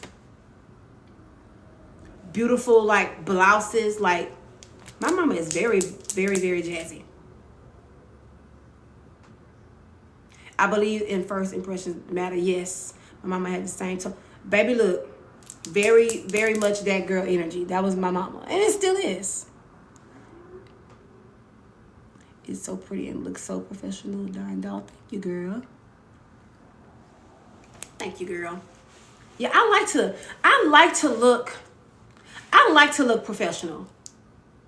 I really like dressing up for work and just I love it. I love a good blazer. And it could be because I'm a millennial. Because y'all know us millennials, child, we went to the club in a blazer, okay, or a vest and pencil skirt. But I love it. I love it. I just love a good blazer. I just do. It's the opposite for me. My mom never did it. I always dress up, but she tells me I do too much. Child, mama needs to get it together. Yes, look at corporate to go to the club. Baby, listen. We looked like we were going to an 8 a.m. meeting at 10 p.m. at the club. Platform heels, pencil skirts, bodycon dresses, blazer, unblended eyeshadow. Did we forget that part? You had pink hair, blue hair, none of it blended, dark black eyebrow.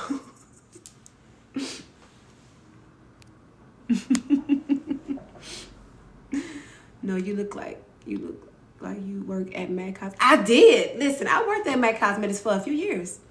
Any advice for married women? Feel like a lot of things I wear, he wants me to wear a cover up. Miss One in a Million, book a call with me. Book a call with me. I can help you get him together, because you should be able to wear what you want to wear. You should be able to wear what you want to wear. I can actually help you with what you can wear to make you feel more womanly. Honestly, I would prefer that than what these kids are wearing today. Basically nothing. They're either wearing nothing or they're fully clothed in the what do they call them, the milkmaid dresses. Child, I'd rather them wear the milkmaid dresses. And it's not, you know what, to be honest, with the, I guess, revealing clothing, it's not even like the fact that they're wearing revealing clothing, because I like to show skin. It's just the way you do it, and then if it actually flatters the body or not. If it doesn't flatter the body, it just doesn't look right. Right. It's about how you put the outfit together, how you reveal. I don't like to reveal too much. So if I have my stomach showing, I don't like to show my legs. If I'm showing my legs, I don't like to show my stomach, or like too much of my arms, because it's just too much skin. You know what I'm saying? Some people, it's just, you know, that's good, you know? That's my motto. Yeah, like if I have too much skin showing up here, I'm gonna cover it at the bottom. You know, I tell my girls that all the time. Pick one. Right. Pick which side of the body. Now that's not a rule, but that's just something that right, y'all feel me? That's something that I do. If I'm showing legs, I don't show all this.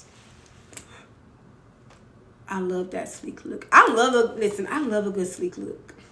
I love the sleek back ponytail look. And I know it's because I'm a millennial. I'm a millennial, so that's why. But can't talk today. But yeah. Grandma said leave something for the imagination. Right. Right.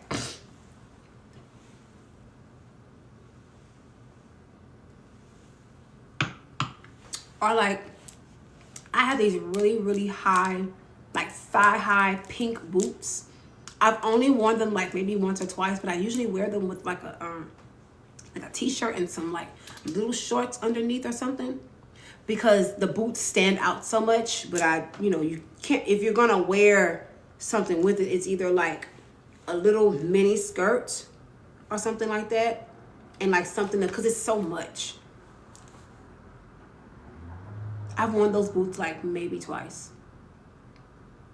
I actually need to get something else to style with it, like maybe some more Barbie shirts or something, because it's like Barbie pink, like it's dark, it's like they're like this color, the fuchsia. Yeah, I actually do have a black skirt. I do, but they're like that metallic, that's the perfect. So it's like a fuchsia pink metallic thigh-high boot. They're so cute.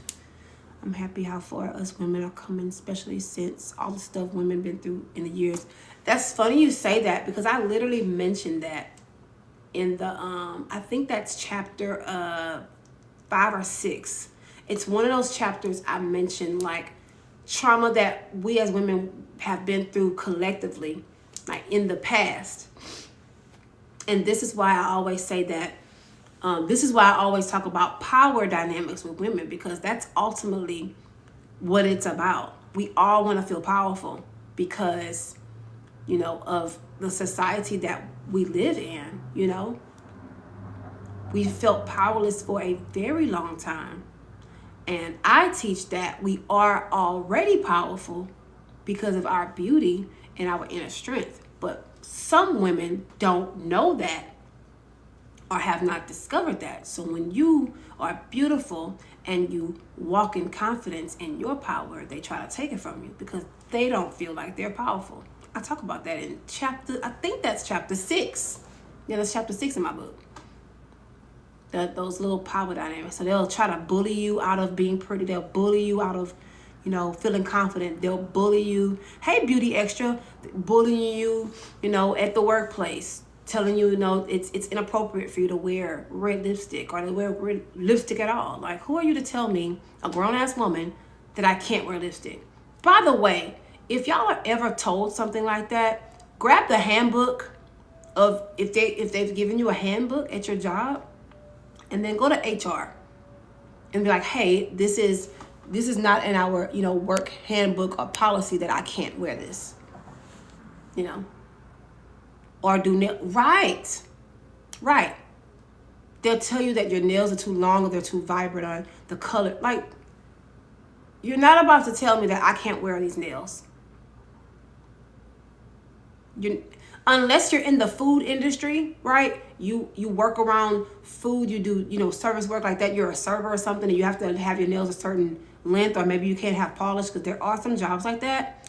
But if you work corporate, or if you're in luxury retail, or you're in other industries, like, you don't need to have short nails, no color. Like, you're not about to tell me that I can't wear my stuff. Like, what? But that's what insecure women do, especially when they're in management. They do stuff like that. Or they'll make comments. I don't see how you wear those heels every day. I mean, what the fuck do you want me to say to that? That's what I think about. What the fuck do you want me to say to that? You don't see how I wear my heels. It ain't for you to try to figure out. That's me. That's what I'm doing. I'm the one walking in these heels every day. Why do you have to figure out why I wear these heels every day? They're my heels. They're my feet. You know? Then they'll say, oh, your feet gonna start hurting. Mind your business. And you know what's crazy? That's the number one thing I believe that women as a whole struggle with. Women just don't know how to mind their fucking business. They're always sticking their nose in other people's affairs. And that is a problem. You know? The main reason us pretty girls typically deal with all the vitriol and hate and all the negativity from women is because they do not know how to mind their business. That's really what it is. They don't like to be outshined. They just don't know how to mind their business. Like, mind your business. My relationship, personal life, what I like to wear, where I like to go, what I like to do. It's none of your business. Why do you, like, the bullying, like, come on. Mind your business. Go over there. Why are you concerned about if this is my hair or not? That's none of your business. You know what I'm saying? Why are you concerned about a woman's outfit? The skirt is too short. Oh, it's too sexy. That has nothing to do with you, ma'am. That has nothing to do with you. Like, when I used to be in church, like, y'all, I dealt with it a lot in church. This was years ago. And mind you, at that time, I was married to a preacher. So I'm in the limelight like a lot. And I was super young. The ladies feel the need to tell me that my heels are too high. Ma'am, what do my heels have to do with the Lord and what this preacher talking about? What does my heels have to do with what the pastor talking about? My heels ain't got shit to do with the pastor and what the pastor talking about. Pay attention to that shit. What I got going on over here ain't got shit to do with you. You know what I'm saying? Afraid of men coming at you. Right. And then on top of that, like I said, I was married to a preacher. So I'm in the limelight.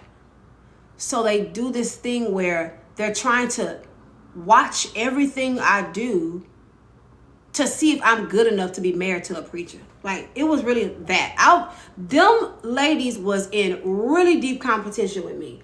And I was like 20 something. I had like early 20s, y'all. early 20s. And these ladies in their 40s and 50s finding themselves in competition with me. Ma'am, my heels are higher than your self-esteem. Right. Oh, yeah, back then I was married to a preacher, yeah. I did live a life, girl. I did. But men are so easy, so it's not hard. They literally like anything is ridiculous. Right. I had women, there were women who would say things like, do you trust her around your husband? They would say things like that because they always accuse beautiful women of being, you know, home wreckers or Jezebels. Like, ma'am, I do not want that man. I don't want nothing to do with that. I'm over here minding my pretty business. I don't want your husband. But insecure women that are attention starved, they worry about that. So they'll project that onto you and make you the enemy. Baby, that is your problem. I'm struggling between the two. Right now, I feel like I'm being watched. You could possibly be being watched.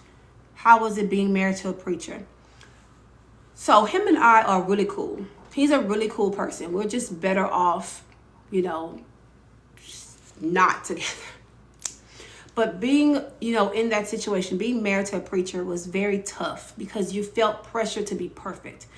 When you're pretty, you already feel pressure to be perfect. But when you're pretty in the limelight, there's even more pressure. So I was pressured to be a person that I was not. They wanted me to be a 50-something-year-old church lady. And I'm like, we were a young couple, you know? They wanted us to act a certain way, be a certain way, do this, do this. And it's just like, I'm going to be who I am. You know what I'm saying? Male-centered women are something else. They are. They're very dangerous. Male-centered women are very dangerous. I stay very far away from man-crazy women. I just can't. Women that they like, this is what I don't like. This is just me personally. I don't like being friends with women who feel the need to invite their boyfriends and husbands on girls' night out. He needs to be at home. Why is he here? He my best friend. He my best friend. He needs to be at the house. Why is he here? Be fucking serious. We're having a girls' night out. Why you keep bringing him to every function? It's nothing but women. Very clingy because there's a level of insecurity there. He my best friend, girl. Oh my God, my best friend. Grow up. I'm sure he ain't taking you to them boys. But I'm telling you, he ain't taking her to the boys' night out. The guys' night out. Going through the same, now, miss, I don't want your man. Maybe you're really thinking he wants me, right? That is just, it's so exhausting. It's just projection after projection. But then they say, you looking at my man. Girl, take your man everywhere you go. But then you get mad if people look at him. Keep his ass home. Hello? Or women who, when they get in their relationships with men, they cut off all their friends. All their friendships are done. That's it. You don't hear from her for a while. You know she got a man because you ain't heard from her in a minute. And then when everything goes downhill, she calling your phone wanting to go out. I had a friend like that.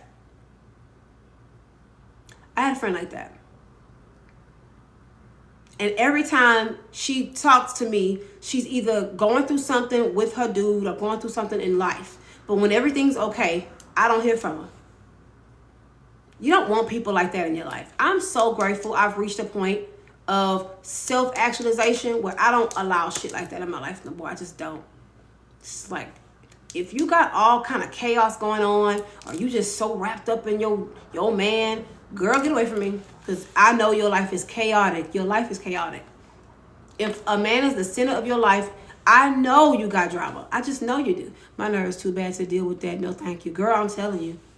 Nerves way too bad. I ain't got time. Yes, and when I said something about it, she tried to say I'm your friend, not your man.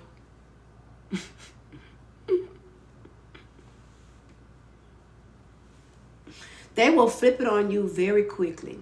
they will flip it on you very quickly. They will definitely do that.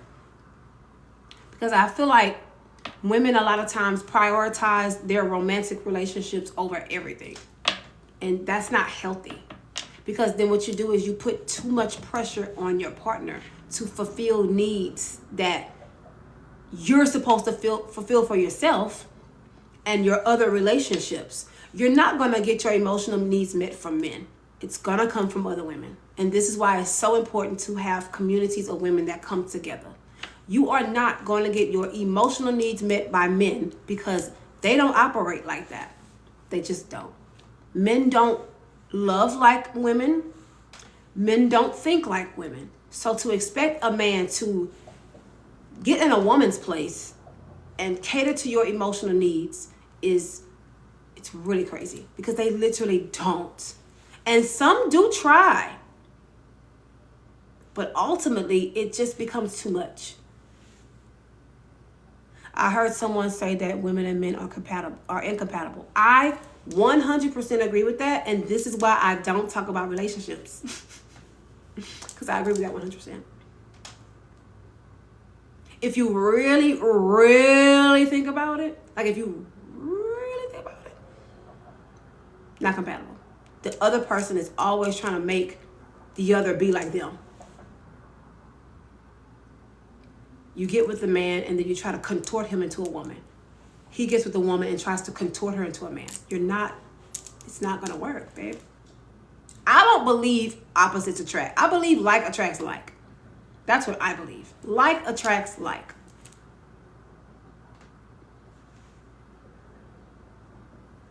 You know, how can two come together if they don't agree? You know what I mean? So that's why I don't really give too much like relationship advice, because I know that most women crave to be with a man. And it's if you start to speak the truth about the actual nature of men, then I get attacked. The woman gets attacked for speaking truth about men. They don't want to hear it. They just want to, well, no, how do I make it work? And you're like, sweetie, it doesn't work that way. They don't want to hear it. So then that's when they get spiritual and then start doing voodoo and stuff, trying to get it to work. So I just don't even do it. But I don't want anyone on my body that's opposite from me. I just, right, T-Rose, you want to hear like the truth and let it settle. For real, they were taught to not be emotional or soft. So if we have nothing in common, what's the point? Exactly. And then they're like what they did to what's her name? Princella. She's trying to make us gay. No, she's not trying to make anyone gay.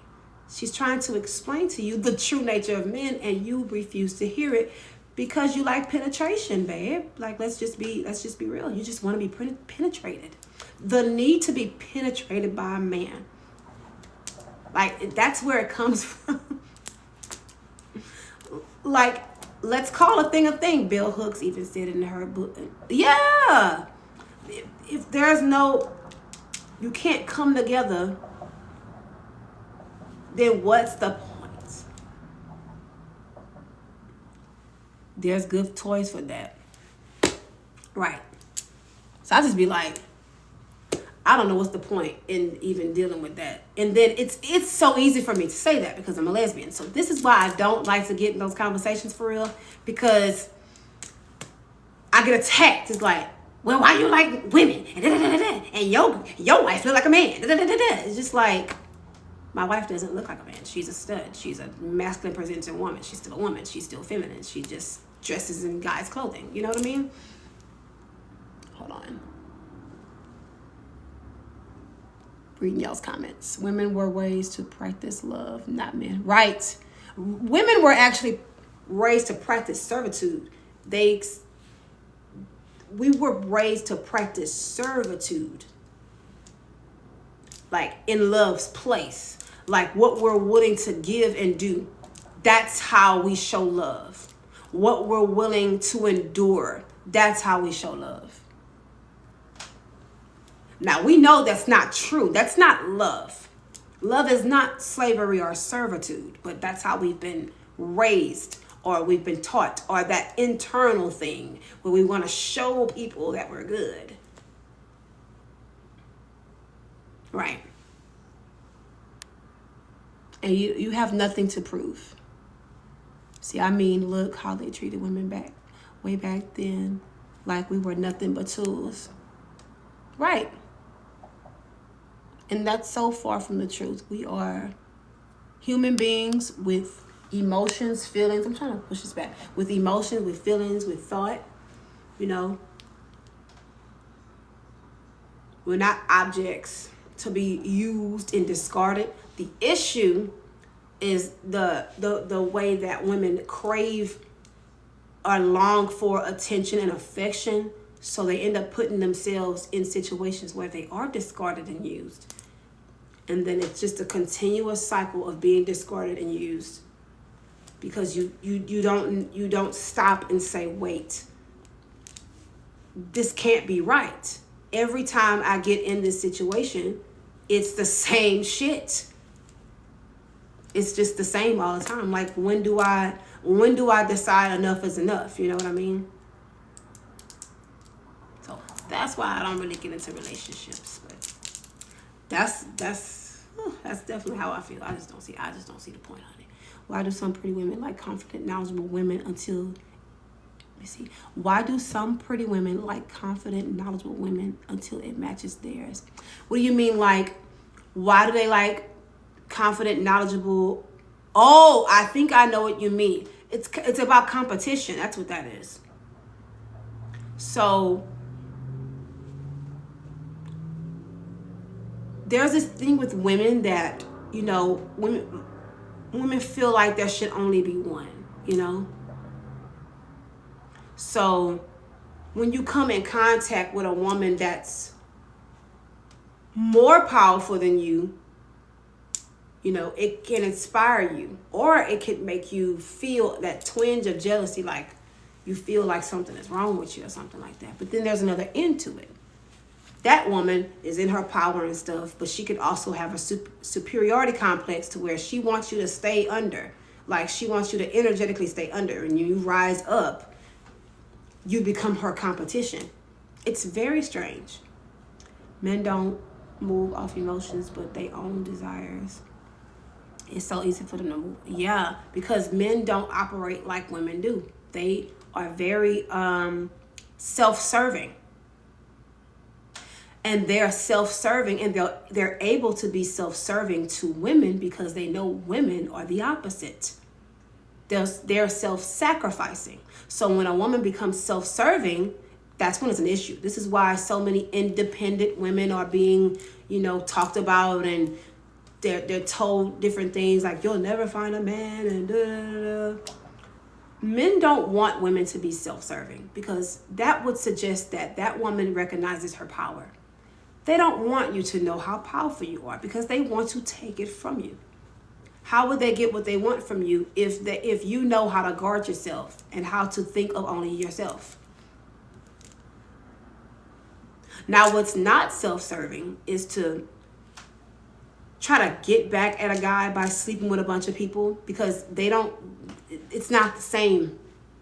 But what would be self-serving for a woman is to leave men alone altogether, focus on your money, focus on your stability, and do things that make you happy. That's being self-serving for a woman.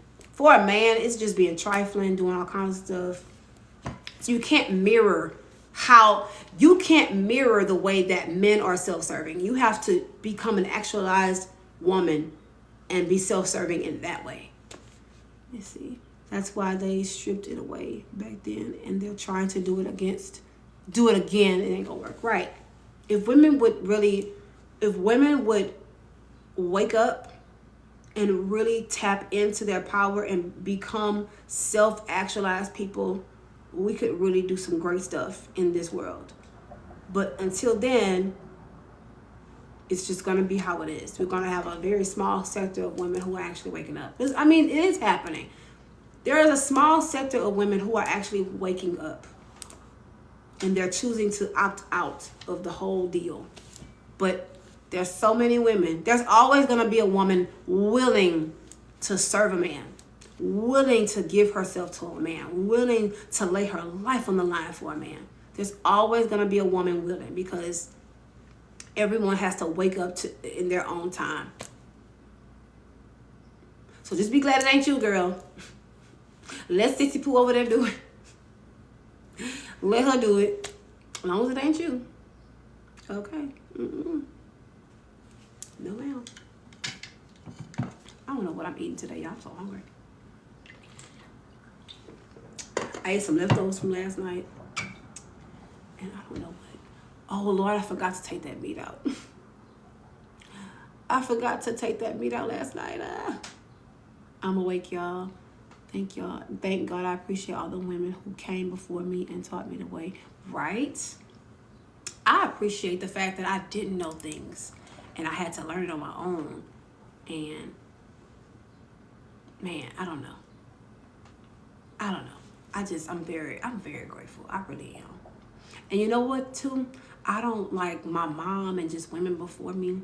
I don't even blame them for like either not teaching me certain things or just not knowing, because it's just really not, this is really not discussed too much. It's been like a how do I say that? It's being discussed more now because of social media, and people aren't afraid to actually talk about it. But just, you know, in your family life, growing up, in your upbringing, it wasn't really talked about how to, you know, have self-respect, how to trust yourself, how to create boundaries and all that stuff. That just wasn't it wasn't a thing, you know. I lost my mom at a really young age, so I had to learn by myself. I am so sorry about that, Miss Real. I am so sorry about that. Rest in peace to your mom.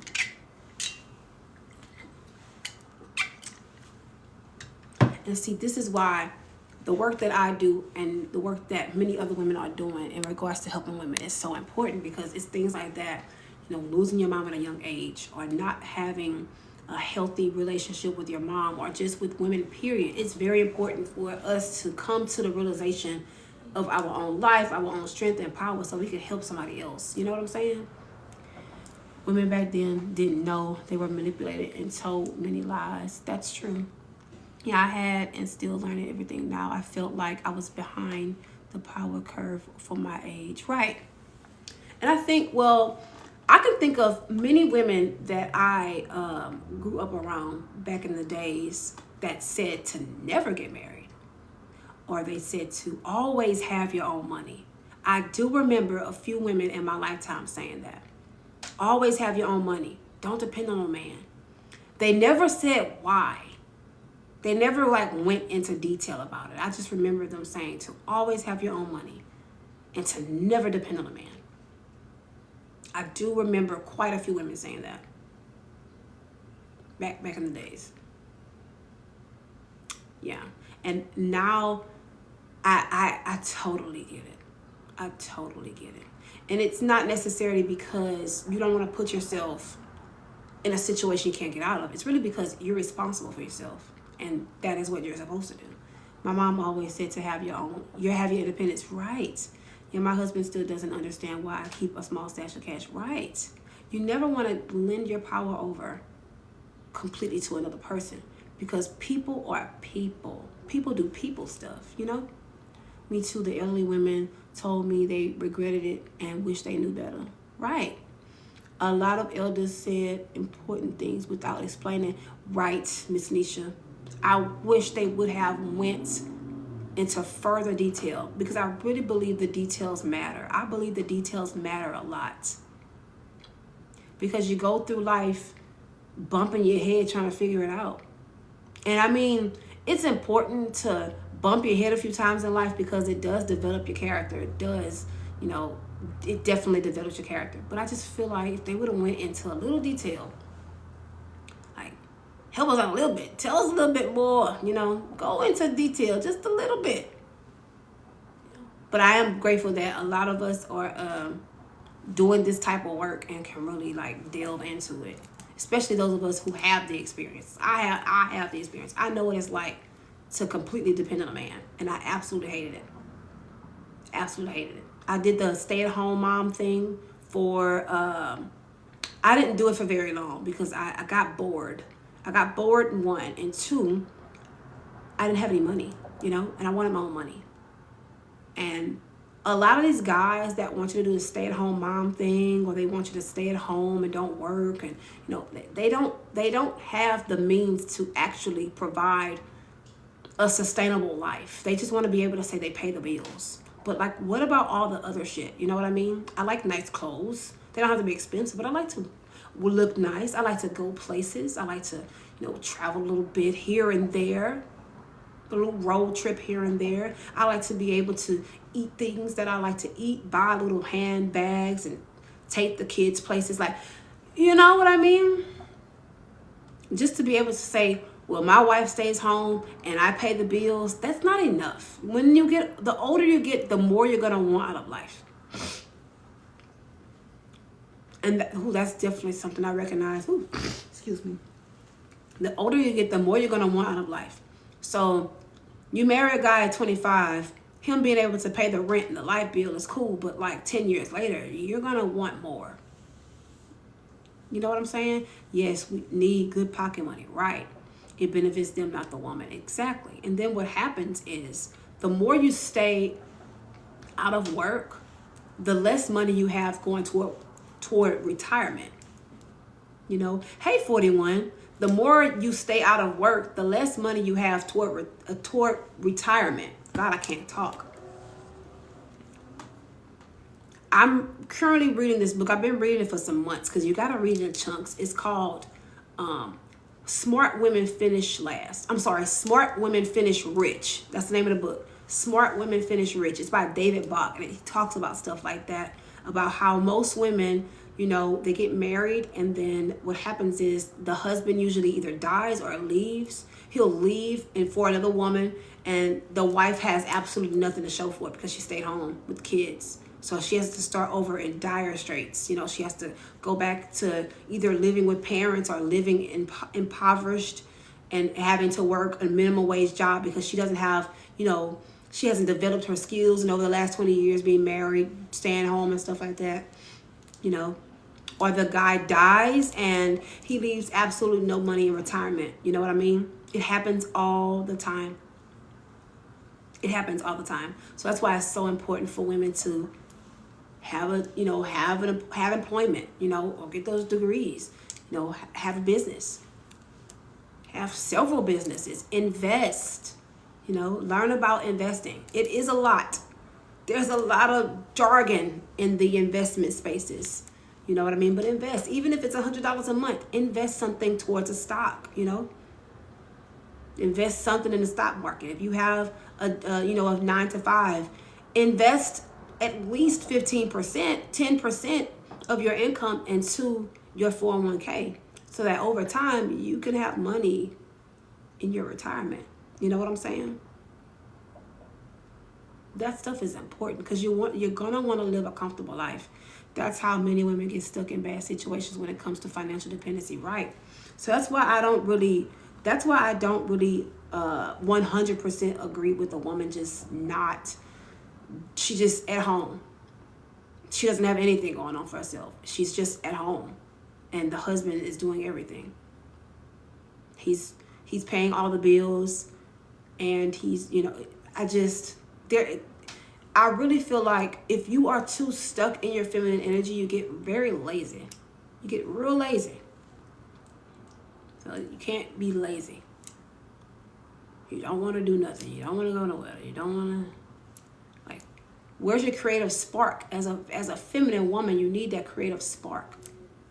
Your femininity should inspire you to have some type of creative outlet, That's kind of how my makeup journey started when I was at home, when I was married to my, to the preacher years ago. I was just at home, you know what I mean? So I started just playing in makeup. And it became a business. I didn't know it was going to become a business, but it did. But that's because I allowed my creative energy to take me there. Because just sitting at home, there's only so many meals you can cook, and it's only so many things you can clean. There has to be something outside of your marriage, outside of the home, and outside of that whole situation that is for you that you're working on. Yes, I don't mind having support, but I always am going to go after my dreams and purpose. Right.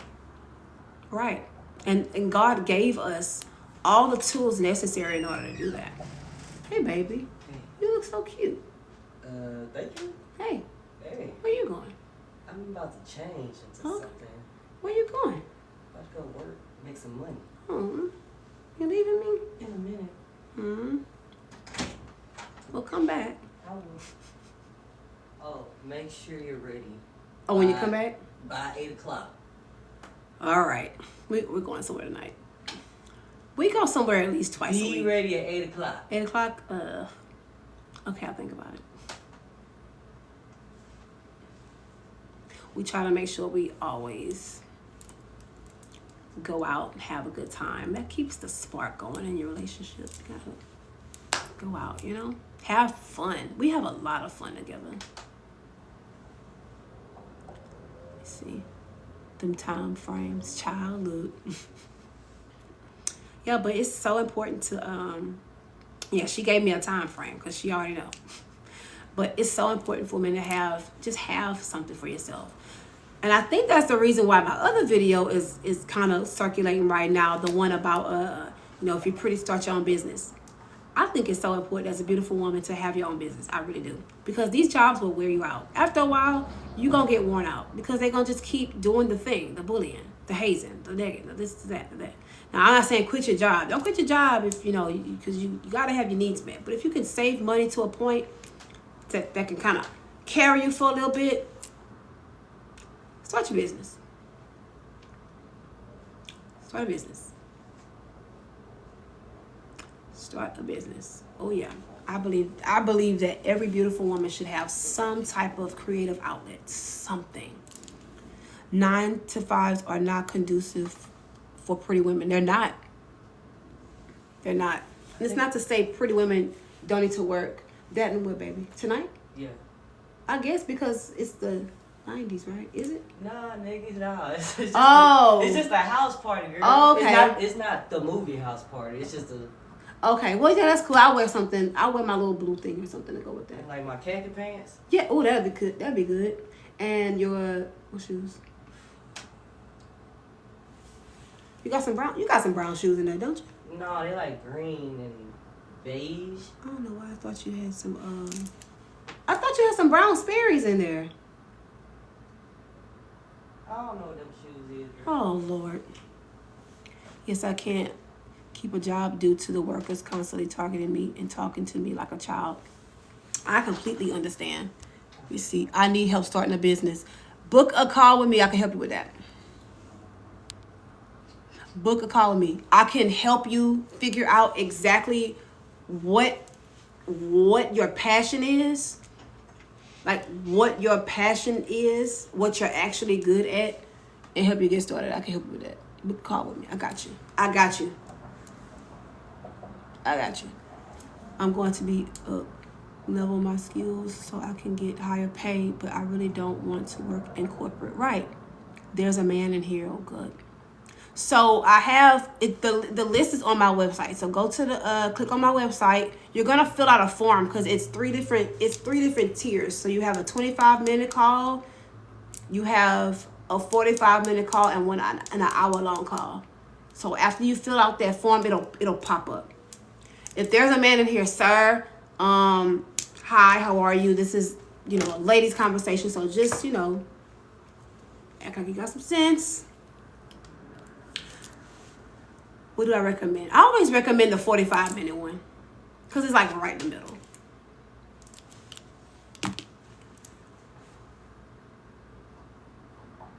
Yeah, I always recommend the 45-minute one. Which call should we book if we have business questions? So if you want a thorough,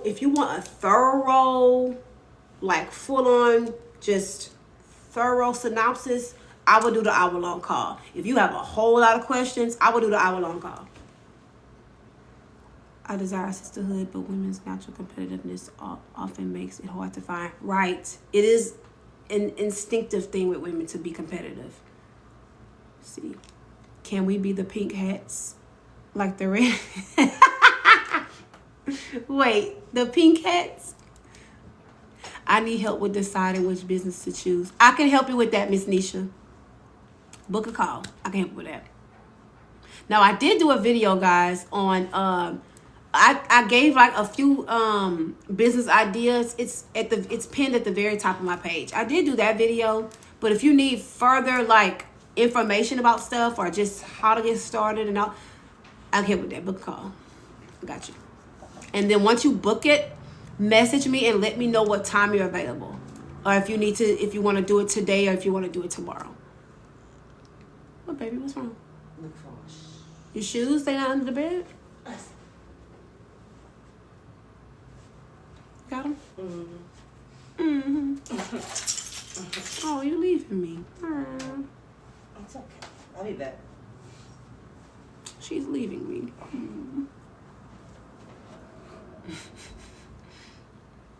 You're so silly. I'll have to roll up a few. All right. Yeah.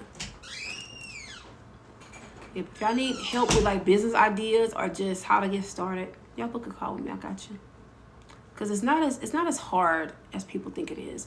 And then y'all ever seen those videos talking about like business loans and stuff like that? Or like, well, your credit score gotta be like this to start this. That depends on what kind of business you want to start. Are you an earth sign or Capricorn? My wife's an earth sign, so my wife is a Taurus. I'm a Pisces. I know it's not hard, but definitely need a push in direction. I got you.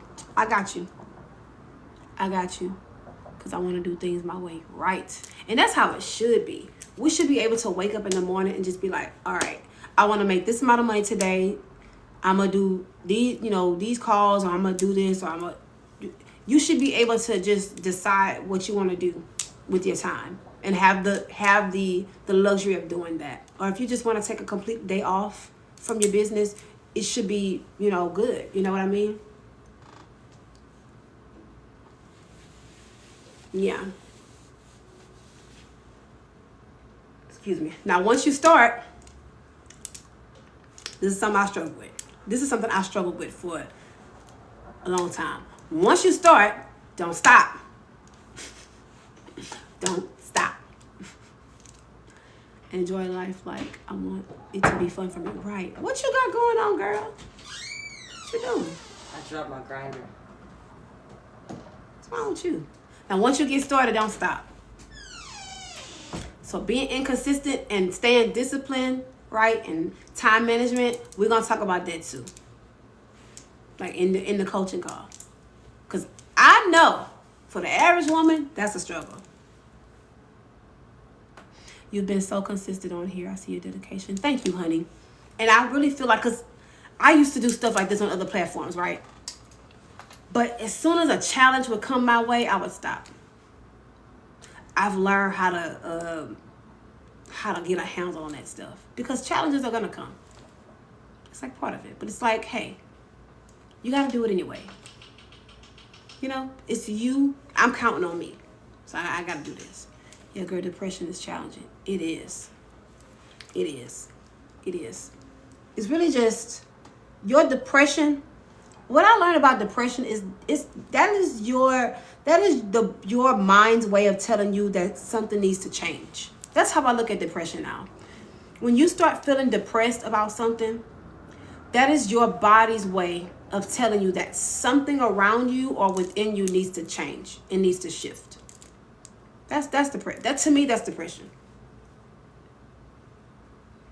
Something needs to change around you. Your environment, the people in your life, your job, maybe, your who you have in your space.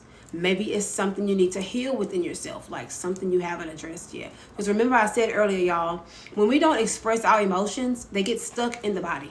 The energy gets stuck within the body.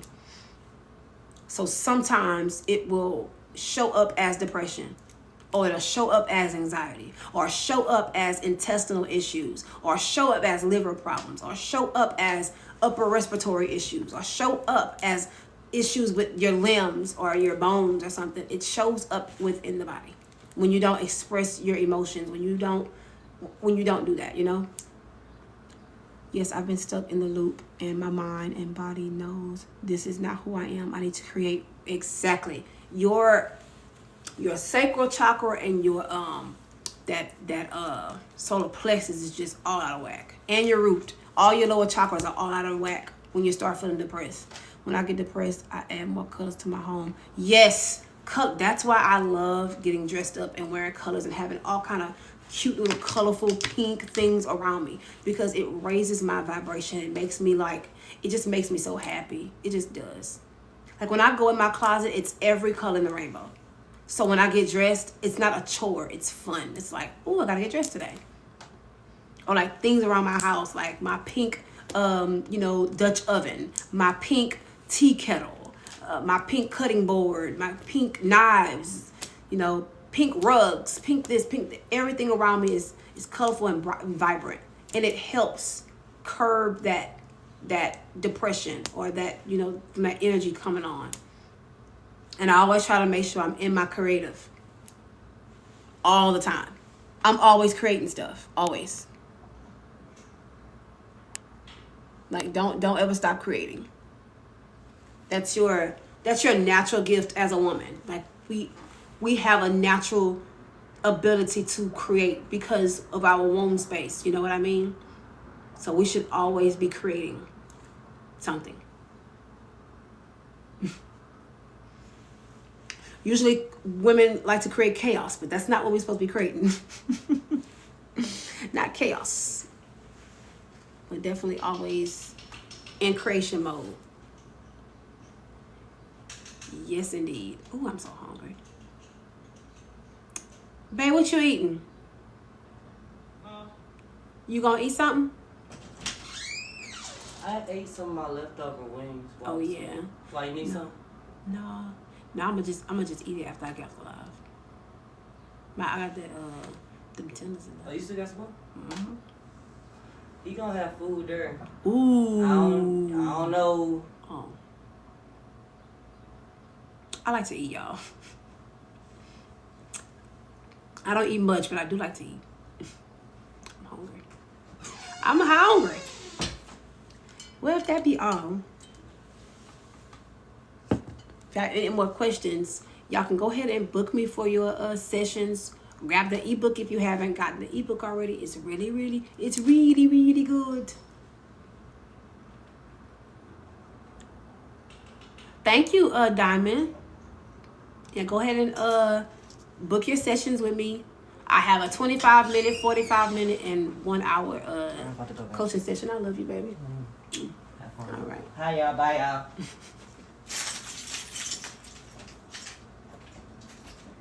Y'all can grab the ebook. It's 7 chapters long, but it's not that long. It's a very quick read. It's like a guidebook.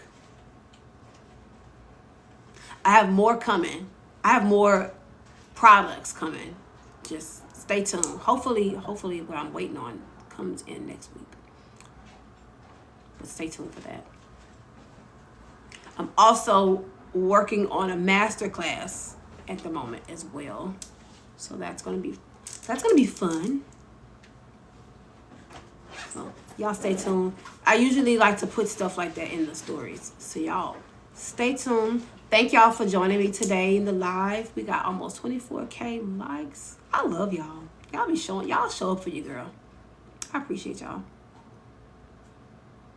I appreciate y'all so much. All right. Well, that's it from me, honey. Y'all have a good Saturday, and I'll be back tomorrow. Bye, y'all.